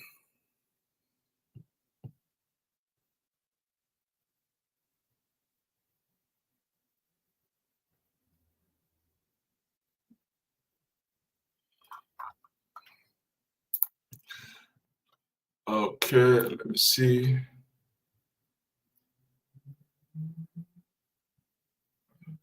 You said I started. Sometimes it is high and sometimes it is low. Yeah, most time it goes down. Most time it goes down low in the night. Yeah, that's what I'm. That's what I figured out. That's what I just explained. That's what I just explained. Okay, sometimes it is high, sometimes it is low. Yeah, they say that's what I just explained. So there are reasons why doctor introduce insulin to counteract, counteract the low sugar, when your sugar level drops, the insulin take care of it to boost it up. Then your metformin take care of your high sugar level. So now you are struggling, your sugar level is not stable. You're having fluctuations. Okay, it's up, middle, down, up, middle, down. So now doctor is using that insulin to counteract the fluctuation of your sugar level, the hypoglycemia, and then while using the metformin to control your high glucose level. So that's why I say, doctors, I cannot say anything negative about your family doctor because he or she have your medical record. He or she is treating you, so he knows better. But from what I can tell, from my experience, is that no doctor can start you with insulin on type 2 diabetes right from day one.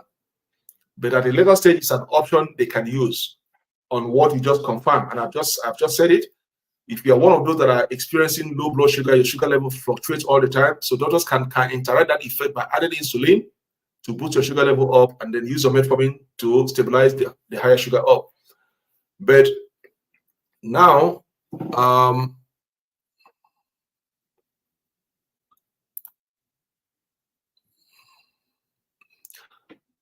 most times it goes down low in the night. Now, if your sugar level always go down low in the night, all right, if your sugar level goes down low in the night, go dieting. If your sugar level, if you're experiencing, if at night your sugar level is always down, dieting will help you to resolve that issue. Dieting will help you to resolve that issue. The dieting we're just discussing now will help you to resolve that issue. Go more on fruit and vegetables. On those non-starchy vegetables that I just listed, go more on non-starchy vegetables and fruit and lean meat and fish. That is going to help you to correct this low sugar level at night. Now, one thing you have to understand, I don't know the size of the food. You see, I had one fan that communicated with me, and I said, okay, he or he is having the same problem you're having. He has been following me for a long time, and then he pleaded for me to share my number so he can talk to me directly. And then I hesitated, but because he has been following me for a long time, I said, okay, let's talk. He has been having this issue you're having, okay, and then, but he's listening to my teaching, but he's doing it the wrong way. So what I noticed was when I say portion control, don't eat large food, eat smaller size.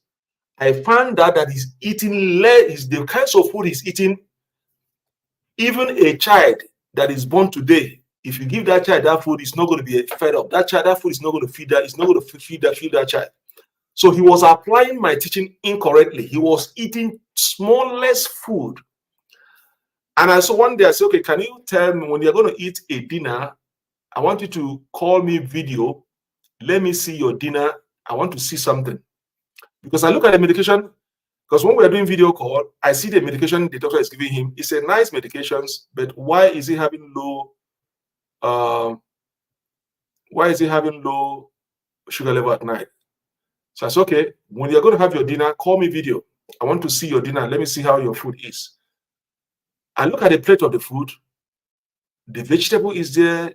This nice, but the quantity is too low. I say there's a problem. You are applying what I'm teaching incorrectly, because you say, well, I say your food, even your food, if I give it to a child born today, that child eat that food is going to cry all night. That food is not going to feed that child. Because of you, you are eating too small. So I say you're going to increase it a little bit, because that food, okay, it contains carb, but the carb is even too small to boost your sugar level up. So you have to increase it a little bit. Okay. I said, okay, let's what you're going to do. The next time you're going to eat again, let me see your food. Increase it a little bit to a size that I know that when you start eating this size, now you're going to see a difference. And he tried it and noticed that the amount of food he's eating is too small. The amount of carb in that food is too small. Even if you eat that food, it's still not going to boost the sugar level to make sure the sugar level comes within range. So we tried that method, and I said, okay, you're going to increase your food a little bit. So he increased the size to my satisfaction. I said, let's keep it this way for 1 month. And he tried it, and then everything resolved. That low sugar level at night resolved. He's no more experiencing low sugar at night, because he's eating the amount of carbs, the amount of size of food that they can provide him the necessary carb to keep the sugar level within target range. Before, he was eating too small.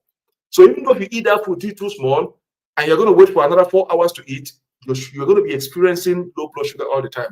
So we tried it for 1 month. He increased the size of the food with nice balanced diet, and then it takes care of, he doesn't have low sugar problem anymore. I said that is the problem.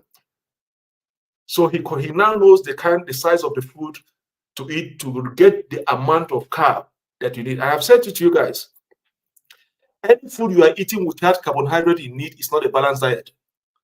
You could call it any name. Carbohydrate must be in that food to be called a balanced, healthy diet. So what he was doing, he was eating less carb, so the carb in them is not supplying him the glucose that he needs to boost the sugar level up. So that is why he's experiencing low blood sugar at night. So my advice to Yvonne is that I don't know the size of the food you're eating, but if you can try that method again to see if you can go on dieting, eat a healthy, balanced diet, and see if it's going to correct your low blood sugar at night. Maybe you are not eating properly.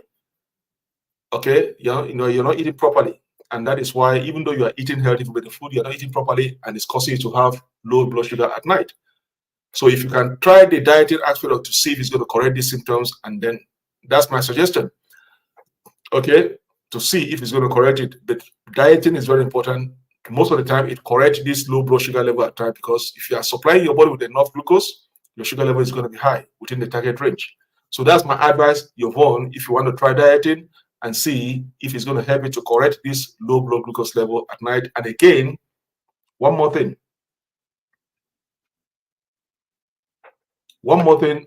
Do not eat your dinner, say, for instance, 4 o'clock, and then you are going to bed by 10 o'clock.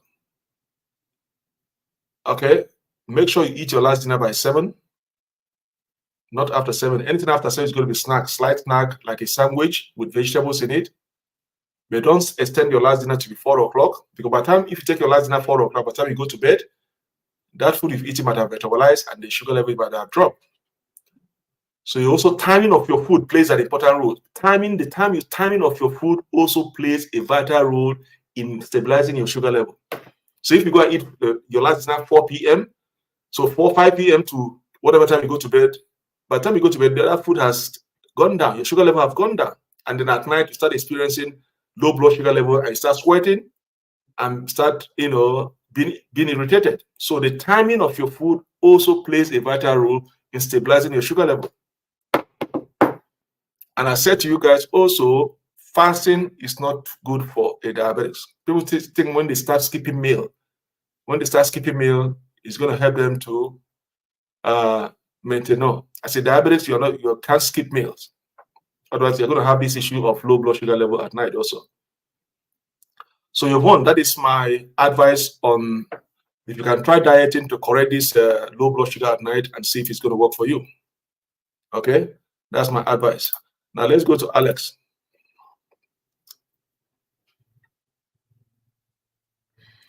Alex, I have come across You see what? Let's say I've come across TheraCare therapy and stem cell therapy. Both claim complete treatment. In fact, they are all over. Any information on them, sir?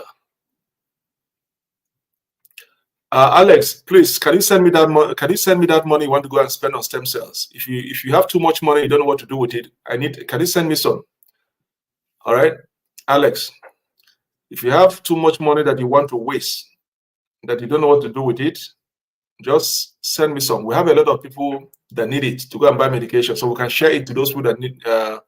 There are a lot of people in Africa that are diabetics that don't have money to buy medication. So if you can bring it, we can share it to them for them to buy medication. If you don't, maybe you have too much money, don't know what to do with it. Alex, did you hear what I said? Your phone would need some money. Nneka would need some money. Samreta will need some money to buy medications. Who again that is here? There are a lot of Salome will have some money. So if you don't know what to do with it, can you bring it so that we can share it to them? The money you're going to use for stem cells.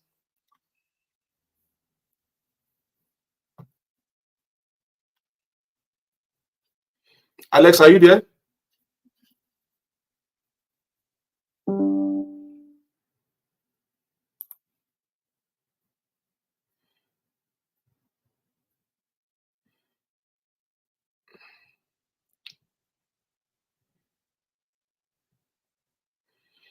Well, Alex is not.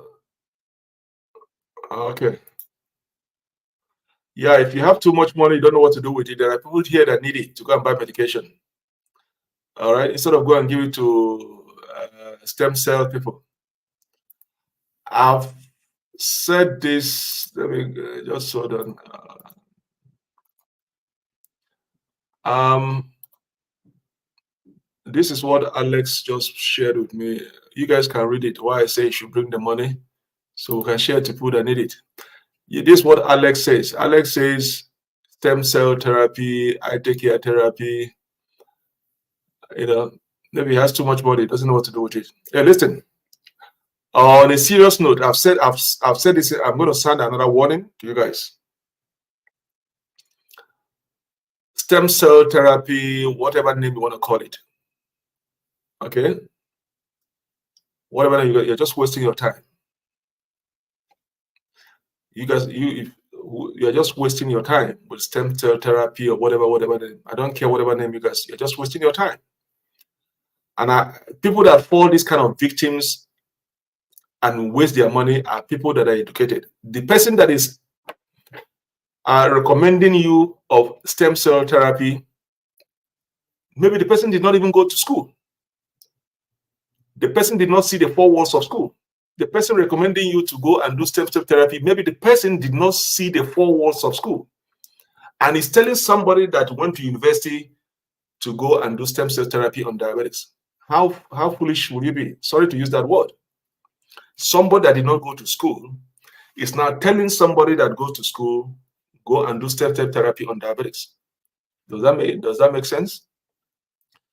You can go and give them your money. The person wants to be rich. At the end of the day, you are the one who's going to pay the ultimate price. At the end of the day, you are the one who's going to pay the ultimate price. And what is that ultimate price? Is death. Okay, I've sounded this warning. When I say foolish, I'm not trying to be kind of insultive, but you should know what I'm trying to talk about. You see somebody standing on the street that did not go to school, and he's telling somebody that is a graduate, hey, go and do stem cells. If you go to do, I know somebody that can go to make the stem cell therapy. If you go, it's going to take care of your diabetes. Then what's the essence of that school? What is the essence of the school that you attended? If somebody that did not attend to school can convince you that there is a cure of diabetes through stem cells, does that make any sense? It doesn't make any sense. And I've said it to you guys here, and I'm going to sound a sound of warning. All right, Alex, I know you've been following me for a long time, and I think I've sound I've sound this warning several times. Okay, they are head of states. When I say head of state, they are presidents of countries that are diabetic. There are Hollywood. What you know, Hollywood. I'm not talking about Nollywood African movie. Hollywood A-star movie stars that are that are billionaires that are diabetic. There are A-star musicians that are diabetic. They did not, money is not a problem for them. Money is nothing to them. They did not go and do stem cell therapy to cure their diabetics. I did not go, me, what are you going to tell me? I did not go, I know about stem cell therapy. They did not go and spend their money to go and do stem cell therapy to cure their diabetes so that they can live free. And you, with the little money you have, you want to go and give somebody stem cell therapy. Use your brain. Open your eye. There are president, head of state. Money is not a problem. They control the world. They are diabetic. They know something stem cells. They have doctors. When I say they have the most top of the class doctors, did not tell them to go and do stem cell therapy and cure diabetics. You have Hollywood stars that are billionaires. They have top of the line doctors. Did not tell them to go and do stem cell therapy to cure the diabetics. We have musicians. We have sport athletes who are rich. They are not to go and do stem cells. And then you, with your little money you want to have, somebody standing in the street, in the corner of the street, is telling you go and do stem cell therapy just to get that money away from you. And you want to use your brain. That's all I have to say. Use your brain. I've said it, diabetes has no cure. Diabetes, nothing cures diabetics. There are medications to manage it. Nothing cures diabetics. Use your brain. Okay? So use your brain. All right. So I'm not going to say anything about that. As I said, you are playing with your life. Whatever decision you take, you are playing with your life. At the end of the day, you are the one to pay the ultimate price. Like one patient come to me, or one people come to me. That's when you see, there's a way I used to. When you come and I treat you, or tell you, do this, and I see you are not responding. You know what I'm going to tell you? I think I've told you guys this story before. I'm going to repeat it again. This guy doesn't want to listen. The sugar level keep going.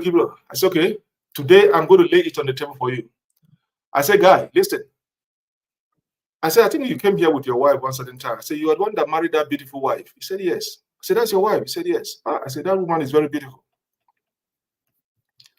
I said, that woman, you are lucky to have that woman.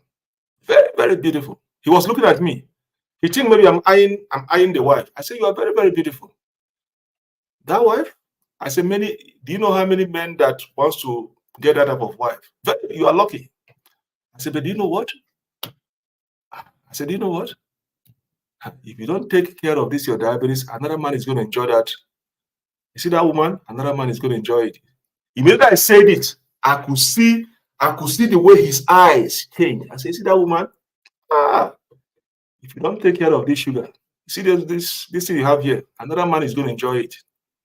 When you go 6 feet, it's only 1 month. The woman is going to weigh more than you 1 month. Put flour. After 1 month, he goes on with it. Another man is going to come out. Immediately I said that. Do you know what he said to me? He said, I'm going to get up from my grave and kill them. I said, yeah, you are going to get up. When you are dead, you get up and fight. You get up and fight somebody that. Since I tell him that story, he start taking care of sugar. You see, he start taking care of his diabetes.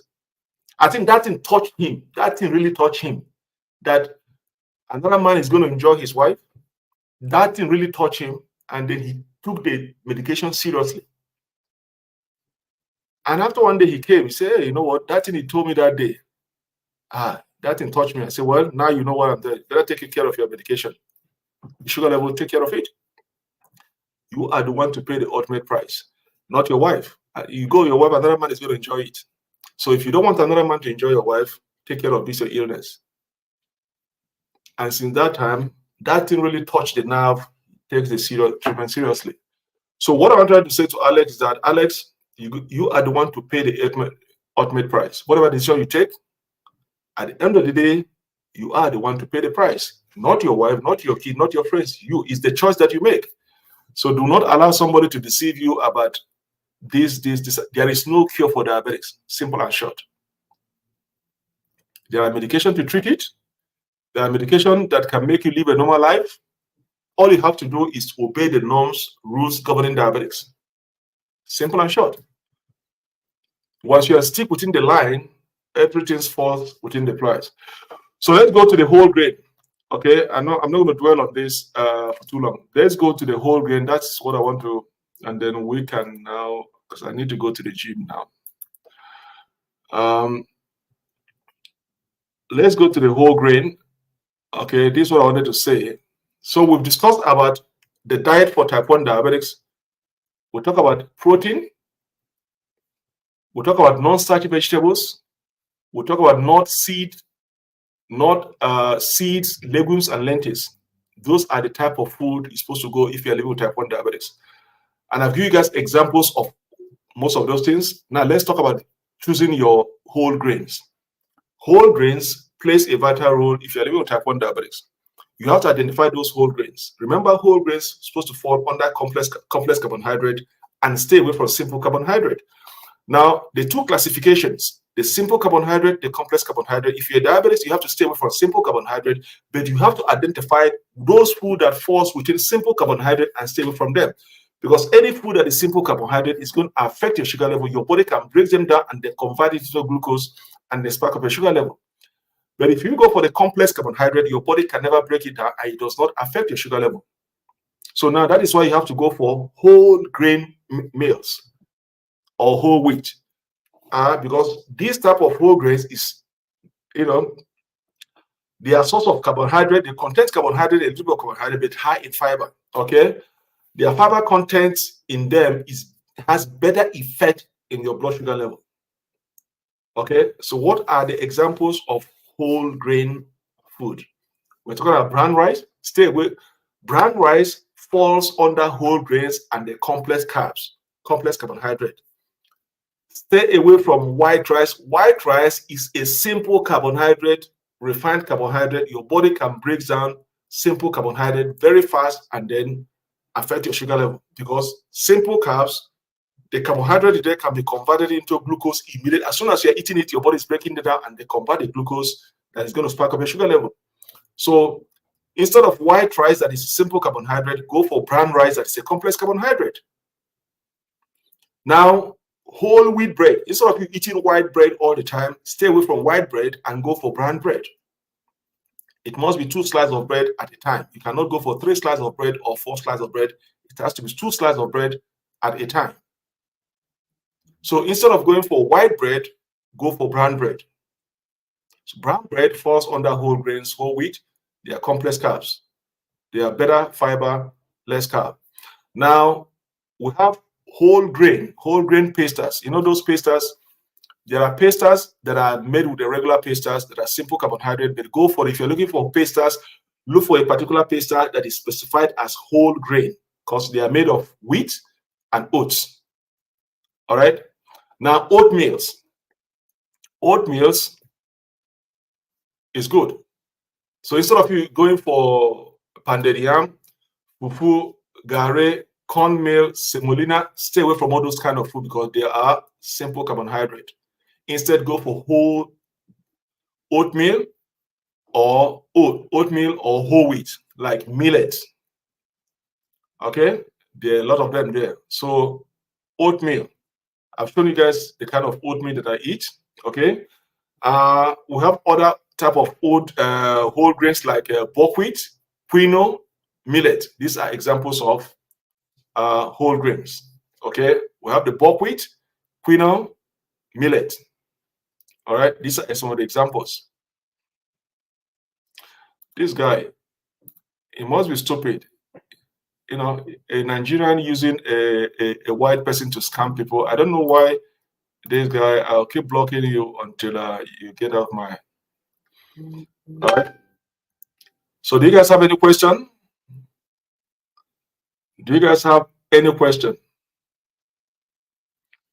All right, because we have to go now. So these 2 hours now. Do you have any question? Any question among what we discussed? Okay. Now, So I've given you guys about whole grains, the type of grains. Let's go for good fats. Okay, you know something will have good fat. Okay. You go. Let's go for good fat. Let me add it, and then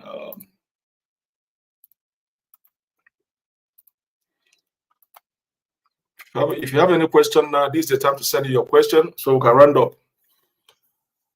So now we have helpful fats. There are some good fats. You know, we have the bad fat, we have the good fat. Okay, and we're talking about type of oils. Okay, instead of using most of this non-saturated fat oil or trans fat, stay away from all those type of fat oils, saturated fat oil or trans fat. They are not good. Now, stop patronizing fast food joints. Most of these fast food joints, their food is made with all the saturated fat oils. So when we're talking about healthful fat, we're talking about those good fat that is good for your body. And again, your diabetic situations. Avocado contains a healthy fat. Avocado oil contains a lot of healthy fat. So you also use avocado oil or avocado, eat a lot of avocado. They're also good. Now, olives and olive oil. Olives and olive oil. Instead of, if you cannot find 100% vegetable oil, go for olives or olive oil. Those are healthy fat oils. Okay. Nut and nut seed oils also are good. Nut and nut seed oils are also good. And they will have the oily fish, such as salmon, tuna, and mackerel. They contain a healthy fat oils in them, and also they are proteinous. So these are some of the good healthy fat you're going to use. I'm talking about avocado oils or avocado, olives oil. They will have the nut and nut seed oils, and they will have the oil fish such as salmon, tuna, and mackerels. They contain good healthful oils in them, and they are nutritious also, and they're proteinous. Now, stay hydrated. As somebody battling type 1 diabetes, you must stay hydrated all the time. Drink a lot of water all the time. Drinking a lot of water instead of soda drinks or these beverages is very, very important. Your craving is here. Your craving organ is in front of your head here. Discipline it with drinking a lot of water. Stay hydrated because you're losing a lot of fluid through your urination. So staying hydrated is also very important in managing your diabetes and then keeping your blood sugar level stable. When staying hydrated, when drinking water, put a little bit of lemon in it. Add a little bit of lemon in your water. That lemon has a powerful antioxidant that's going to help you to stabilize your sugar level throughout the day. So stay hydrated plays a vital. Do not go dehydrated. Dehydrated is very bad for diabetes. Make sure you're hydrated all the time. Okay. So friends, I'm going to leave you guys here now. I have to go and then burn some calories in the gym. I'll give you 2 hours today. Do you guys have any question before we leave? Yvonne, Samorota, Alex, any question? Neka, any question? Who is here? Banuso, any question?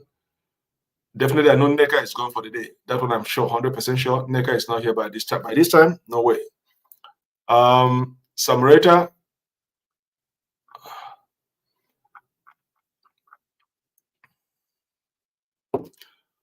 Okay.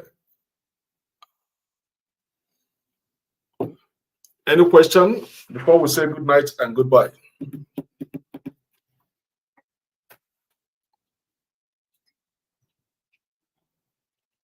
Surprise, surprise. Really? Really? You are here? Wow.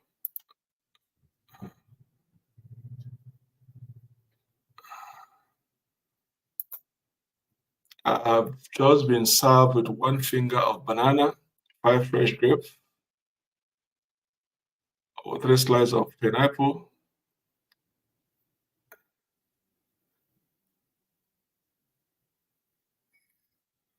Alex, you don't listen. You don't listen at all. You don't listen. You don't listen. 3 slices of pineapple.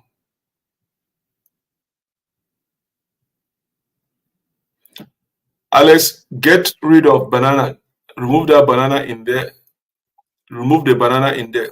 Banana contains a lot of carbohydrate and the sugar in it is too much. I've told you guys to stay away from banana. Remove the banana in there. The grapes are okay. The 3 slices of pineapple is okay, but the banana, take it out.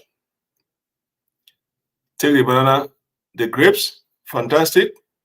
3 slices of pineapple. The 3 slices of pineapple is okay, but what I want to say about the pineapple is you can when you say 3 slices, I know how your 3 slices is going to be. Your 3 slices is going to be like the size of my arm, because I know you guys. The 3 slices of pineapple, one slice of pineapple is going to be like the size of my arm. So I'm not gonna. So instead of 3 slices of pineapple, 1, remove the 2. 1 is okay. So the 5 grapes and 1 slice, or alternatively remove the pineapple and the banana and go for the grapes. The 5 grapes is okay. Okay, the 5 grapes is okay. If you have to go for the size of pineapple, take 1 and remove 2. Or alternatively, remove the banana is no. Stay away from banana. The grapes are okay. The pineapple, 1 instead of 3. Okay, but so that's what I can recommend. But the banana in there, no, stay away from it. All right. Nega, I'm not gonna. Next time we meet, you gotta explain why you are still here by this time. Because really, I know I'm looking at the time. It's almost 11 p.m. now, and you are by here at this time. No, something is wrong. Among all my fans, something is definitely why you are still awake. Alex, okay. All right. Okay. All right. So let me leave you guys. I gotta go now and do other things. Nalu, you are quiet today. Alice, Chembo, I know you guys don't have data, so I know that's why you can be here. That's fine. That's fine. Okay, I'm gonna let you guys go now. All right. I'm gonna meet again. If I have time tomorrow, I'll be online. If I don't, if you guys don't see me, know I'm occupied. But I'll try to see how tomorrow goes to decide if I'm going to be online. So, but keep sending in your questions and then your comments. I read all your comments and I'm going to respond. Okay. So I'm going to let you guys know now so that you guys can enjoy your evening and then prepare for work tomorrow. And then we are going to meet tomorrow if possible. All right. I'm going to see. My schedule tomorrow is going to determine if I'm going to be live, but definitely I'll see. So keep watching the videos and keep sending in your questions. And I'm going to say to you guys, good night. All right. And then we shall meet again. I'm going to say bye-bye and good night to everyone. Good night to everyone. Okay.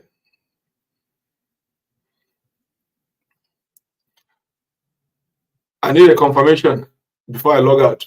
I need a confirmation. Are you guys accepting my good night? I need a confirmation before I log out. Thank you, Yvonne. Thank you, Yvonne. Okay. Who else again? I need you guys to confirm. Alex, okay. Thank you. Good night. Who again?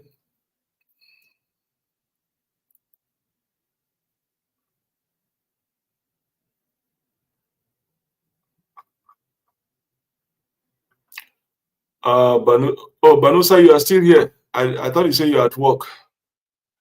Alex, okay. I thought you said you're at work, Banusa. Okay. All right.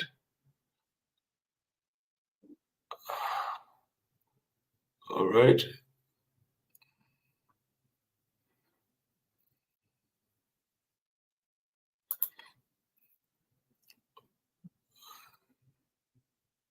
So 1, 2, 3, 4, 5. All right. I know there's one person that immediately the person here I want to go, they will log off immediately. They just want me to go. All right. Bye-bye. Good night. See you guys. Those that send me message on my WhatsApp, I'm going to respond. Once I come back from the gym, I'm going to respond. Those that send me message on my I did not ignore it. If those that send me question message on my WhatsApp, I'm going to respond. Okay, Banuso. All right, okay, all right. That's fine. No problem. No problem. All right. Thanks to all of you. All right. Peter, I got your message on WhatsApp. Mary, I got your message. Let me see who and who. Stella, I got your message. Anthony, I got your message. I'm going to respond to your questions once I come back from the gym. So due to time difference, definitely you're going to get my message on your WhatsApp once my response to your questions on your WhatsApp. All right. I know it's already late where you guys are, but definitely I'm going to respond to your questions once I get back from the gym. So good night. Bye-bye.